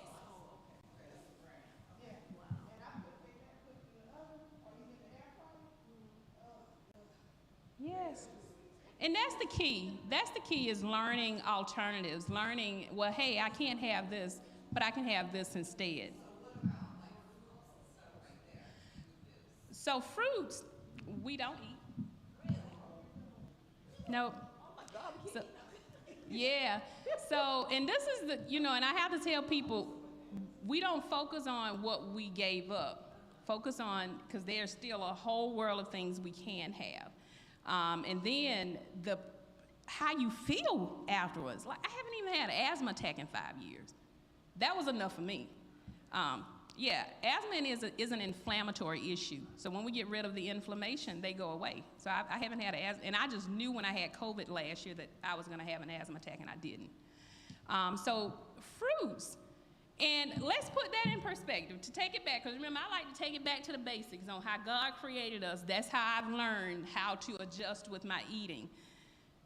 How often do you think they ate fruit? First, let's talk about that first. How often, remember, because they wouldn't have had logistics to get it around the calendar year like we do. So how often do you think they ate fruit? I think they ate watermelon. So did the fruit, was it available for harvest all year round? No, it wasn't. Fruit was intended to be our winter food. They taught us in school what squirrels do to prepare for winter. They get their nuts. They taught us what bears do. They get their honey. Ours was fruit at the end of the summer. Fruit is mostly fructose. Your body can't digest fructose. It stores it as fat, mainly in your liver. So it was meant as a fat store for us to go through the wintertime, just like all of the other animals prepared to go to winter. But now we get it all calendar year, when we were never created to eat fruit all year round. And even outside of that, current fruits are all genetically modified to cater to our sugar addictive culture. None of them are like the ones that were originally created for us. So we have a 2-pounded issue here where we're eating it all year round when we're never supposed to eat it anyway, and it's also genetically modified to increase sugar. And what people will tell you is that your body knows the difference between that and regular sugar. It does not. If you don't believe me, check your blood sugar after eating a banana. It goes up.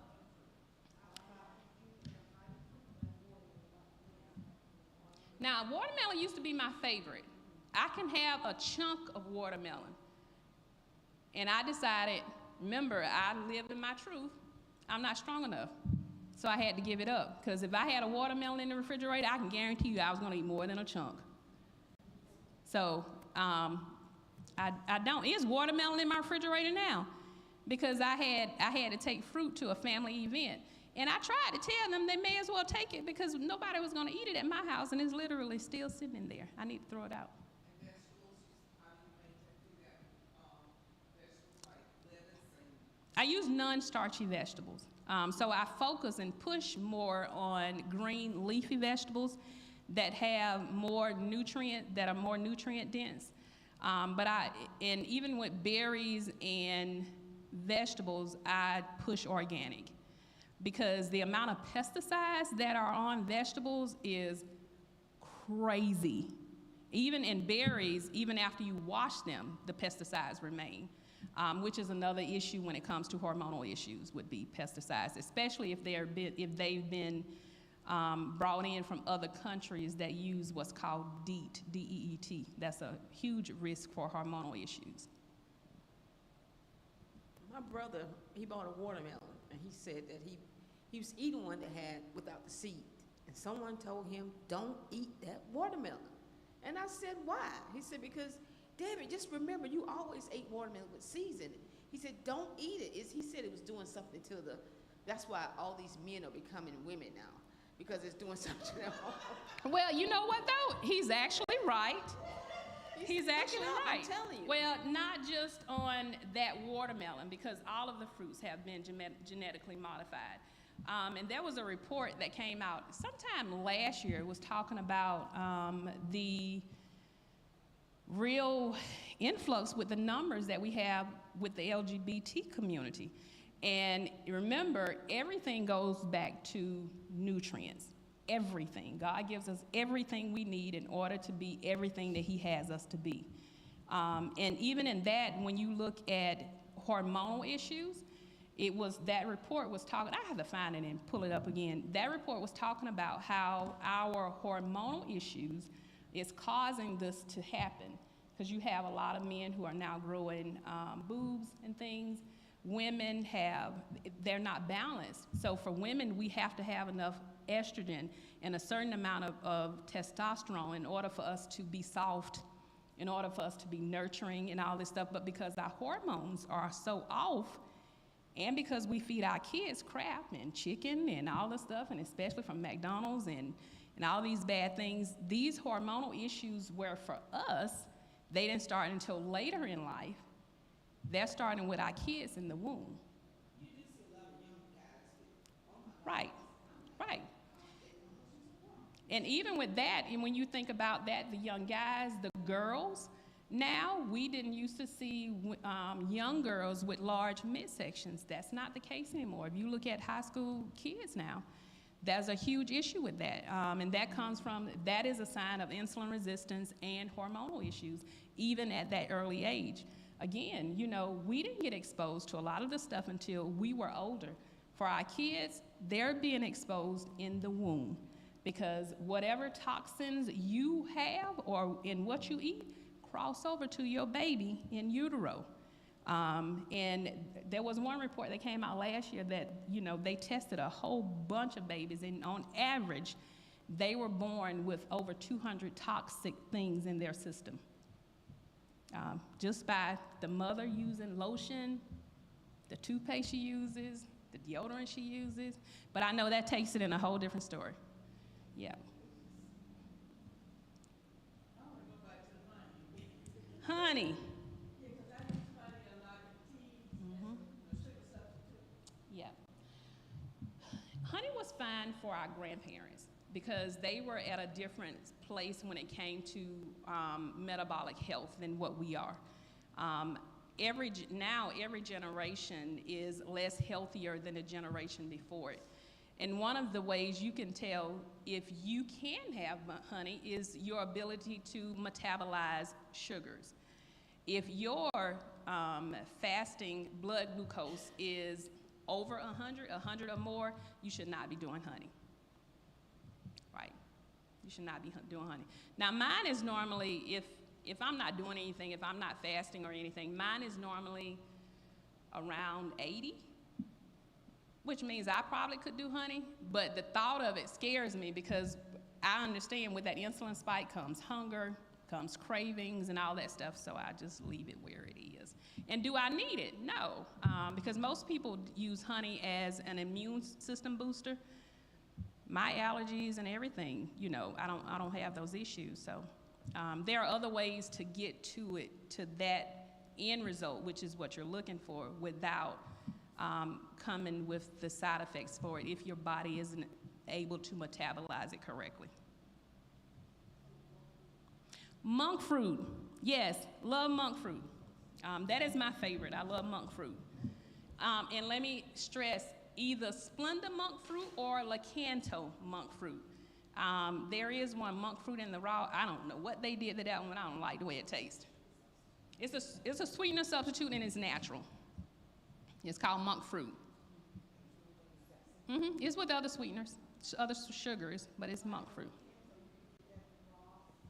Yep. Yes.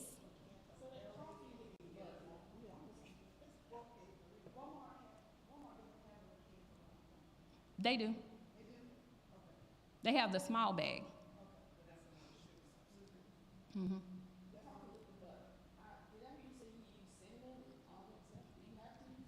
You don't have to use cinnamon. I got addicted to somebody told me one day to add cinnamon to mine, and what they told me that for. Now I don't want it without cinnamon. And also, if you have diabetes, adding that cinnamon to it is what you want to do, because that it will actually decrease your blood glucose.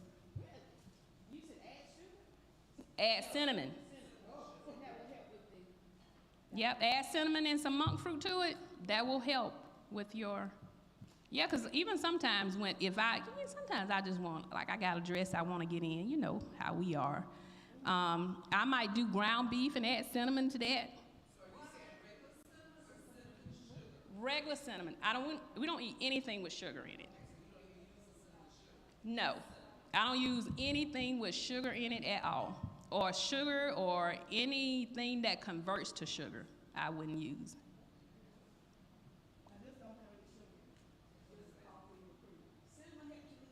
Cinnamon helps you lose weight. Any kind.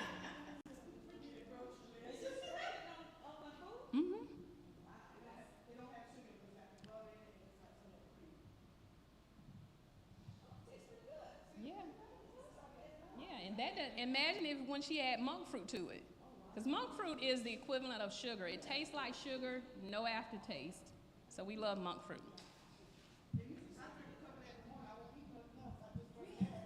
Yeah. If I'm busy, and especially if I'm traveling, I hit the road with some bulletproof coffee.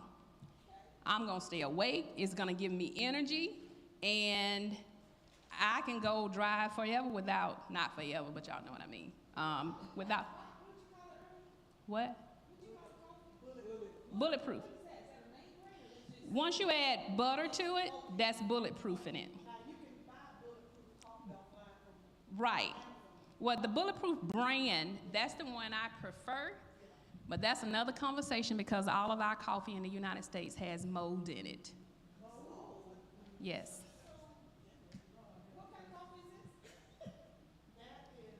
That's, I don't know what brand she used.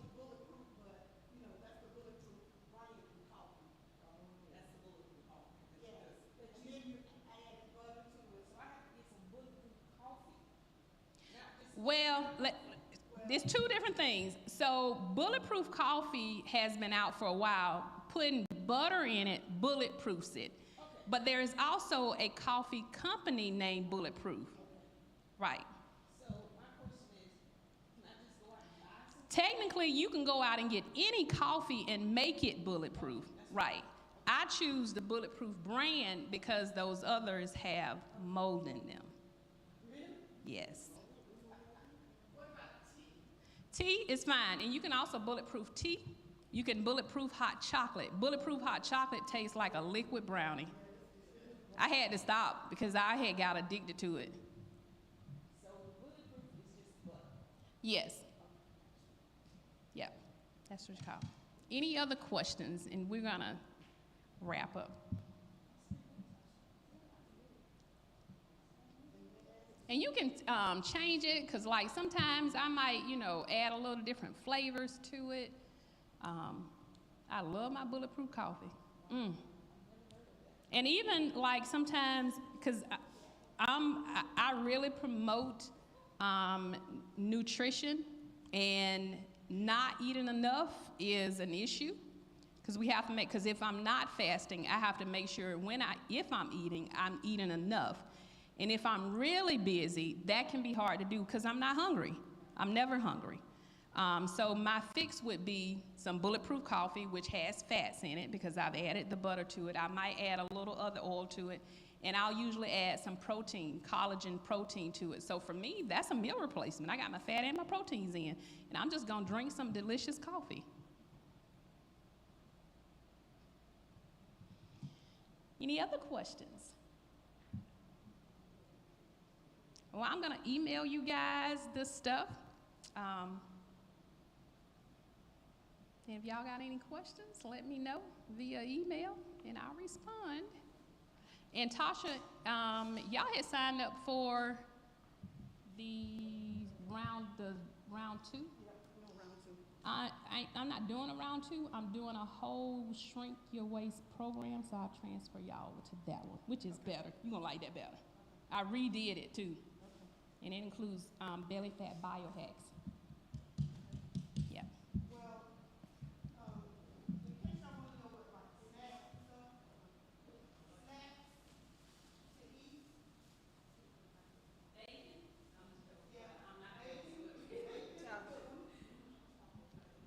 For snacks, but this little tiny waffle maker, get you some cheese, put on here, some pepperoni, and some sauce. And most times we use Rayo's, pizza sauce, marinara sauce, whatever. That's a good snack. Cheese, now, this is what I had in the refrigerator, that's because TT had this, but usually I go to Publix and get deli cheese from them to slice it, because it's better for you. And put that down on the waffle maker with the pizza sauce and pepperoni. Or sometimes for breakfast, I might crumble some bacon up on the cheese and eat that for breakfast. Yep. Yeah, so that's really good. And in here, I have some cabbage, bacon fried cabbage. Bacon fried cabbage is delicious. My little crock pot? Yeah, it's a little crock pot. It's a crock pot so that you can take to work with you if you want to keep your food. Yeah. So anyhow, it's bacon fried cabbage that's in here.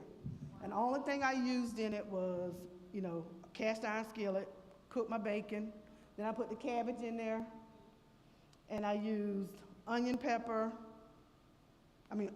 and garlic, pink Himalayan salt, and some pepper. And that was it. And it's good. Now,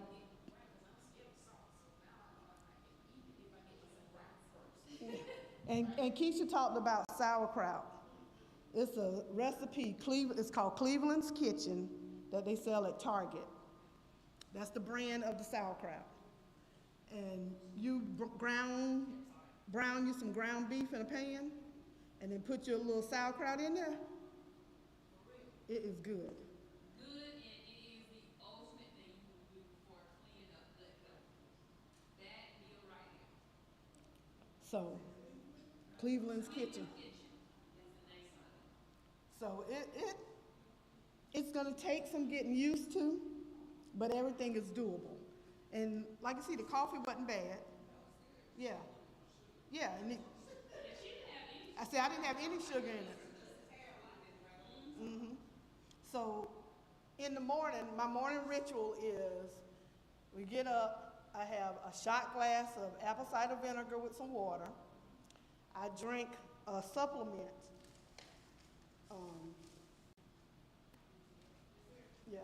This right here is called keto. This has got electrolytes in it. But I don't drink the whole thing because it gives you energy. I usually drink a little bit. Yeah. Red Bull is not good. But I take a swig of this, and I was in training for the last 9 months for a job, and in the afternoon I would get really brain foggy and all that, and I just take that, and I was good with it. No. That is what you call an exogenous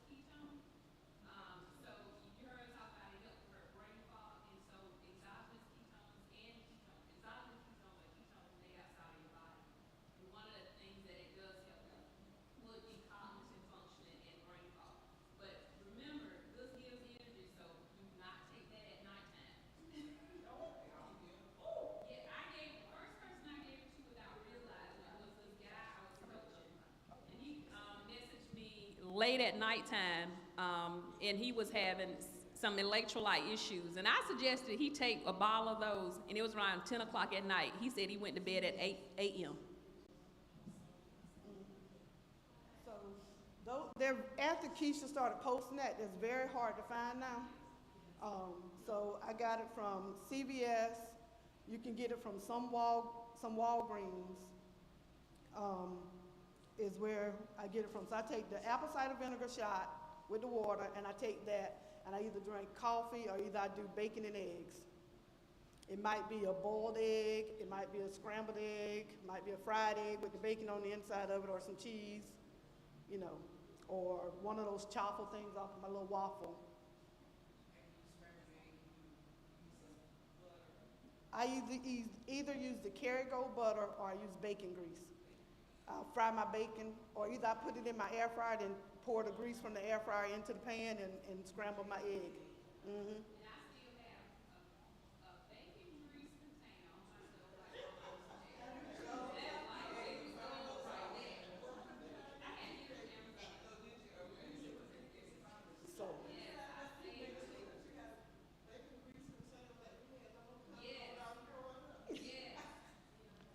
So, so, so that, If you think about it, a lot of things that we do are very similar to what our great-grandparents did, and they were a lot healthier than what we are. I'm sorry. and this is the pizza sauce, it's Rayo's. But you're gonna fix it after you do that on. After you build that stomach acid back up, you can take it. So that is all we have today. Anybody got any questions?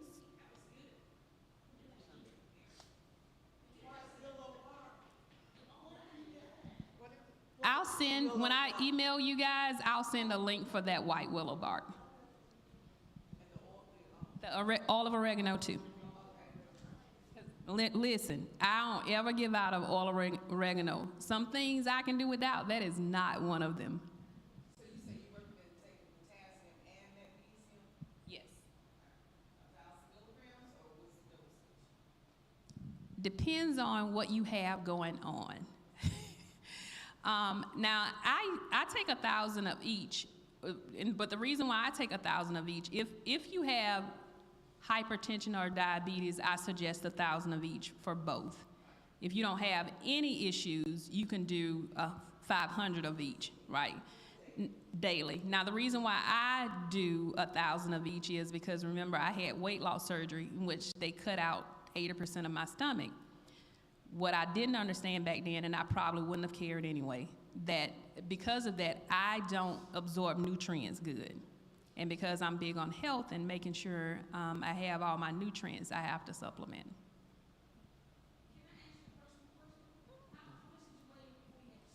Woo, child.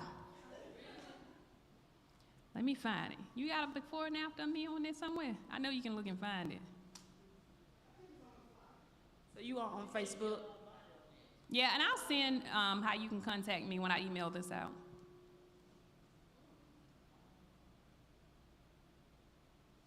So what about fish oil? Fish oil is actually very good. I do a fish oil. I do castor oil detoxes, not taking them, because I don't know why they didn't tell Grandma that I didn't have to digest them. I use MCT. Now, I put MCT in my bulletproof coffee, too. So I do butter and MCT, yep. And, yep, MCT oil is amazingly well. Reason why we love MCT is never stored as fat. It goes straight to your liver and converts to energy. MCT is also good for anybody who is struggling with dementia or Alzheimer's because the brain has become insulin resistant. So if glucose, if your fuel source is not getting fuel, but MCT promotes ketones, and so that is great to give a person who has dementia. And also, they make a MCT and creamer. Mm-hmm. Yeah. No, this is one that I bought, has MCT with it. I don't know, I bought it. Yeah, I put it in another container. Now, It's creamer, it's powdered creamer with yeah, MCT. now I do prefer the Brain Octane MCT. The reason why I like that one because I'm huge on your gut microbiome, and majority of the people have candida even in their gut, and that can help with that. Huh? Candida. Candida. Candida, like yeast with your gut and acid reflux. Oh yeah. And they tell you that seeds and all that stuff causes diverticulitis. That's an inflammatory issue. So you have to get rid of the inflammation. Remember, everything I keep saying is an inflammatory issue or sugar. They all go back to that.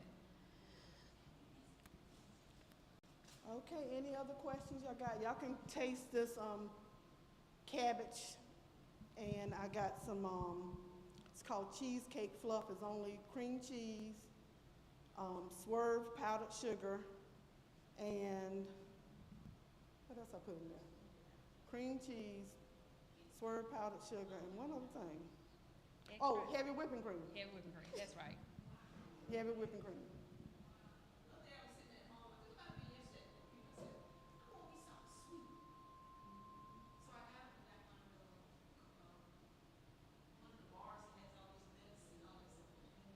The kind bars.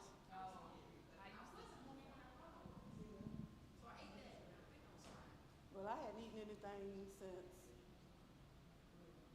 yesterday, 2 o'clock. Are you drinking though, and while you're not eating though? Drink water. Yeah. That's the last time I had. The question is, do you have to drink while you're not eating? Ah.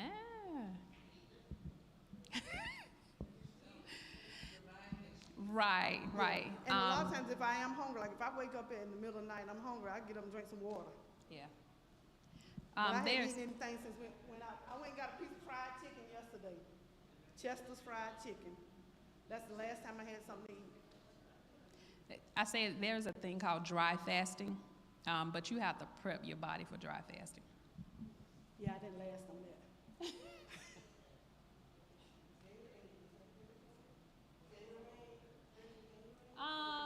I don't push Gatorades anymore. Majority of them have way too much sugar in them. The only one that I would suggest using is not even the Gatorade Zero anymore. It is the Gatorade Fit. Yeah, the Gatorade Fit would be fine. Yeah, the other Gatorades that they give these football players and stuff is just way too much sugar. Way, way, way too much sugar. So you said vegetables, you eat this fresh vegetables, greens. Fresh. We can have canned vegetables because remember, for most people, they think sodium is an issue. Sodium isn't an issue for me. So now I could have canned vegetables. I prefer fresh.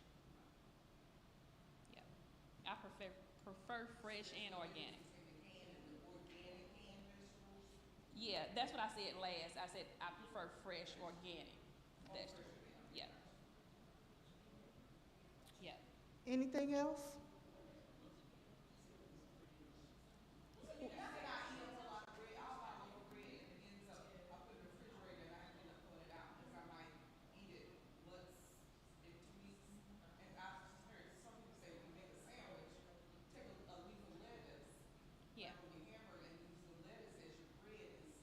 Right. I think that's what I said. You can use the lettuce and if I go out, like if I'm out and I get a burger, I get a lettuce wrap burger.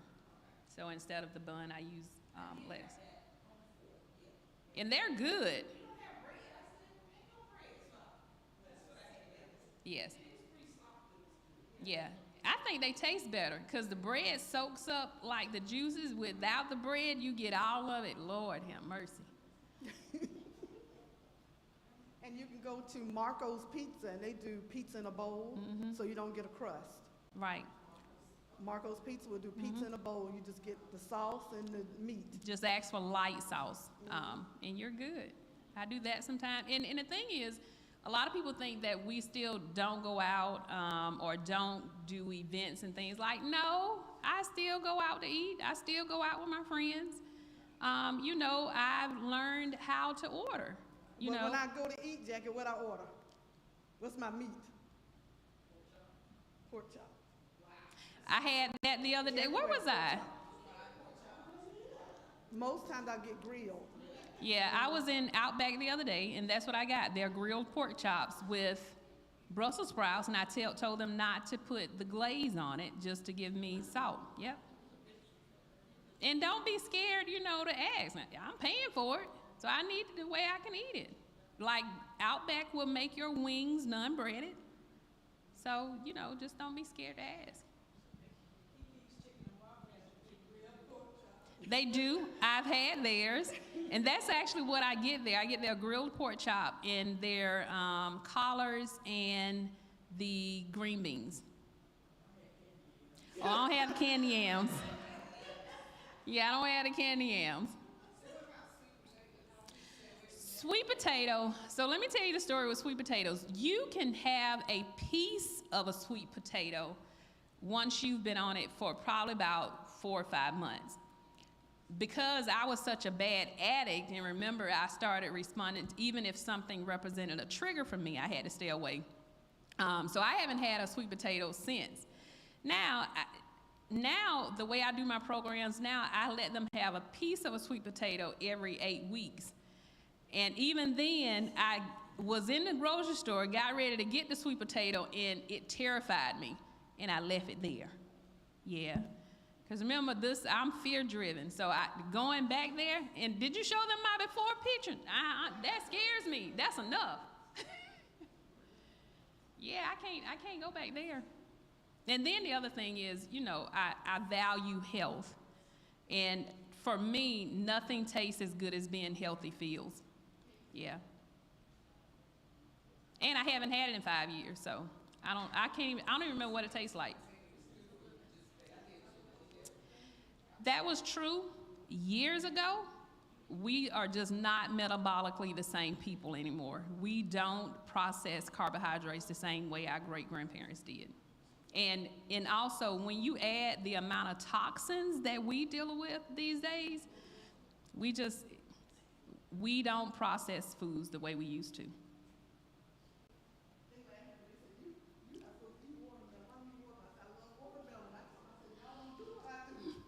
And I didn't know how I was going to get through when I found out I couldn't have a lot of watermelon. So I think the first year I had 2 chunks.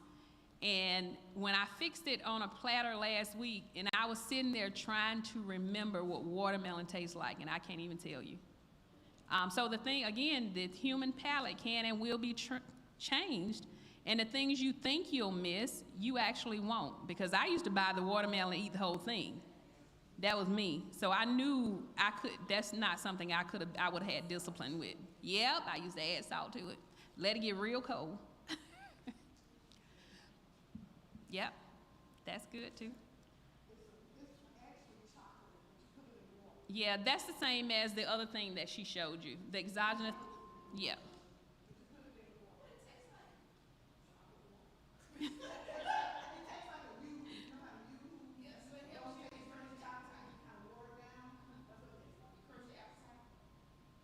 Yeah, that will help curb your appetite because it's an exogenous ketone, and ketones do help curb your appetite.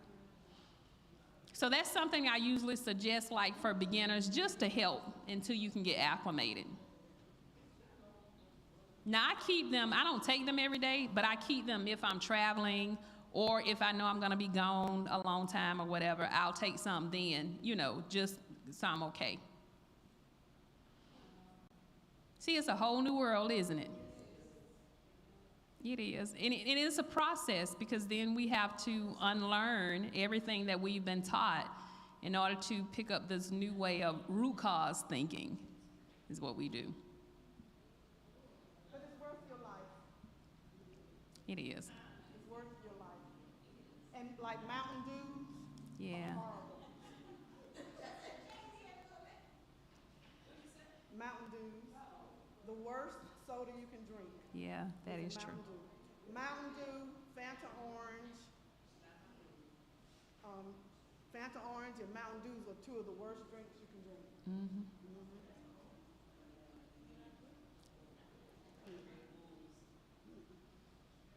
No. Okay, if we don't have anything else, thank you so much, Keisha. Thank you. We're gonna educate these people, 5 people at a time, but we're gonna do it. And that's the thing, because, you know, nobody teaches us. I push each one, teach one. Because what we have to understand is we're so used to clickbait and reading about things. And what I say is if it's somewhere where you can read it, where it's published, you should question it. Because your first question should be is who profit from me reading it? Because they didn't publish it for free. So you should be wondering, if I'm reading this, red meat causes all these things, who wanted me to read that? And who paid to have it there? Because somebody profited from it. This is a very greedy nation. They don't publish things without getting a profit on the other end. So if they published it, your question should be, what is the profit from me doing it? Because also, if you realize it, healthy foods don't have commercials. Healthy foods don't have commercials.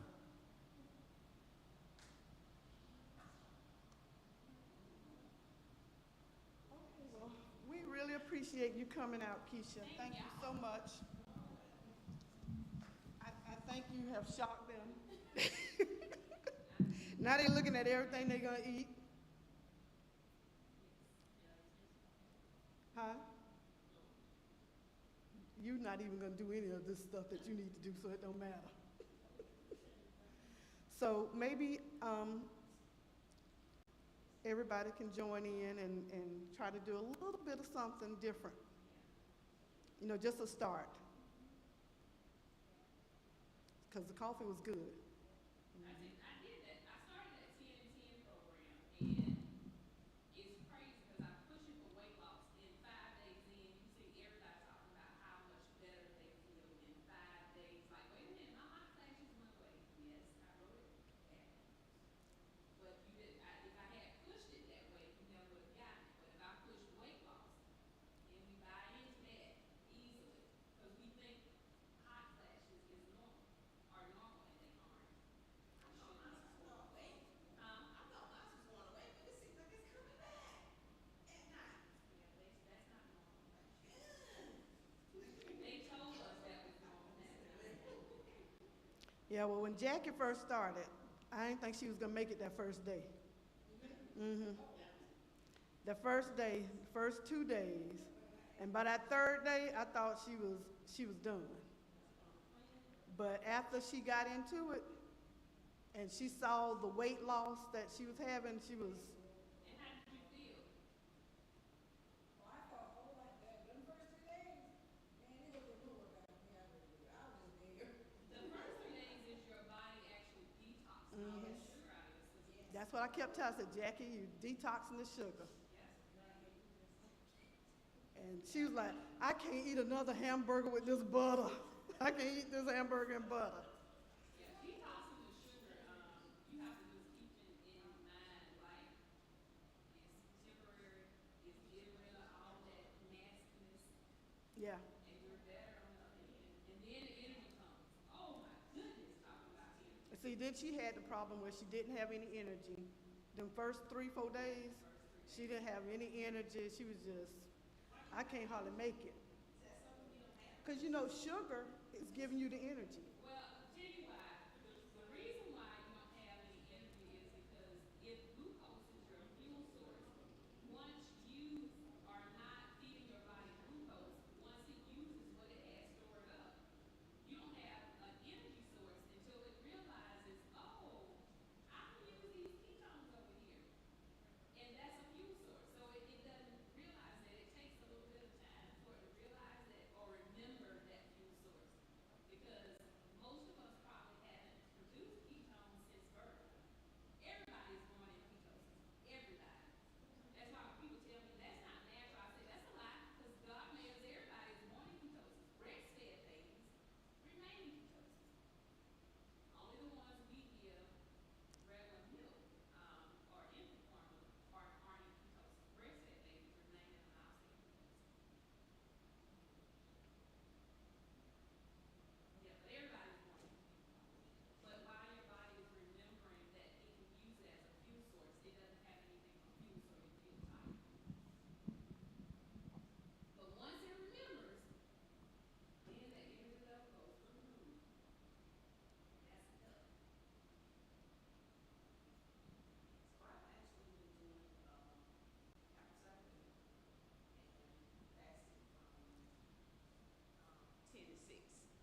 I've been doing that for a while. But not consistent. But I've lost some pounds, but I'm stuck right now.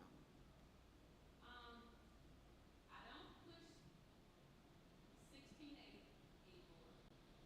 16.8 is that 10 to 6 is that's what you're doing, about 16.8 intermittent fasting, and I don't push fasting daily. I push more 17-7, which because all of us are having hormonal issues and need to recover from something, so that extra hour pushes you into a healing thing. So I push 17-7 and definitely not fasting every day. And it also depends on um, if you're fasting for hormone, if you have hormone issues, you have to fast around, you have to learn how to fast around your cycle. Around your cycle.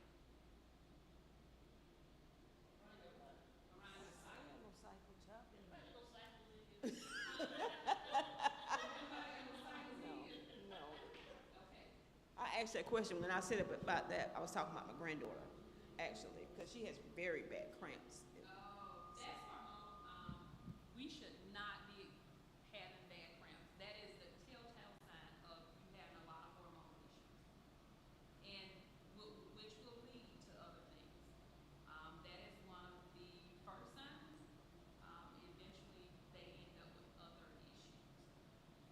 But yeah, that's one of the first signs. And I'm like, why didn't you tell us that? Because I had bad periods when I was coming up. Had no idea. Like I thought it was. That's what I thought. I thought I was just made that way. I didn't know. And of course, my parents.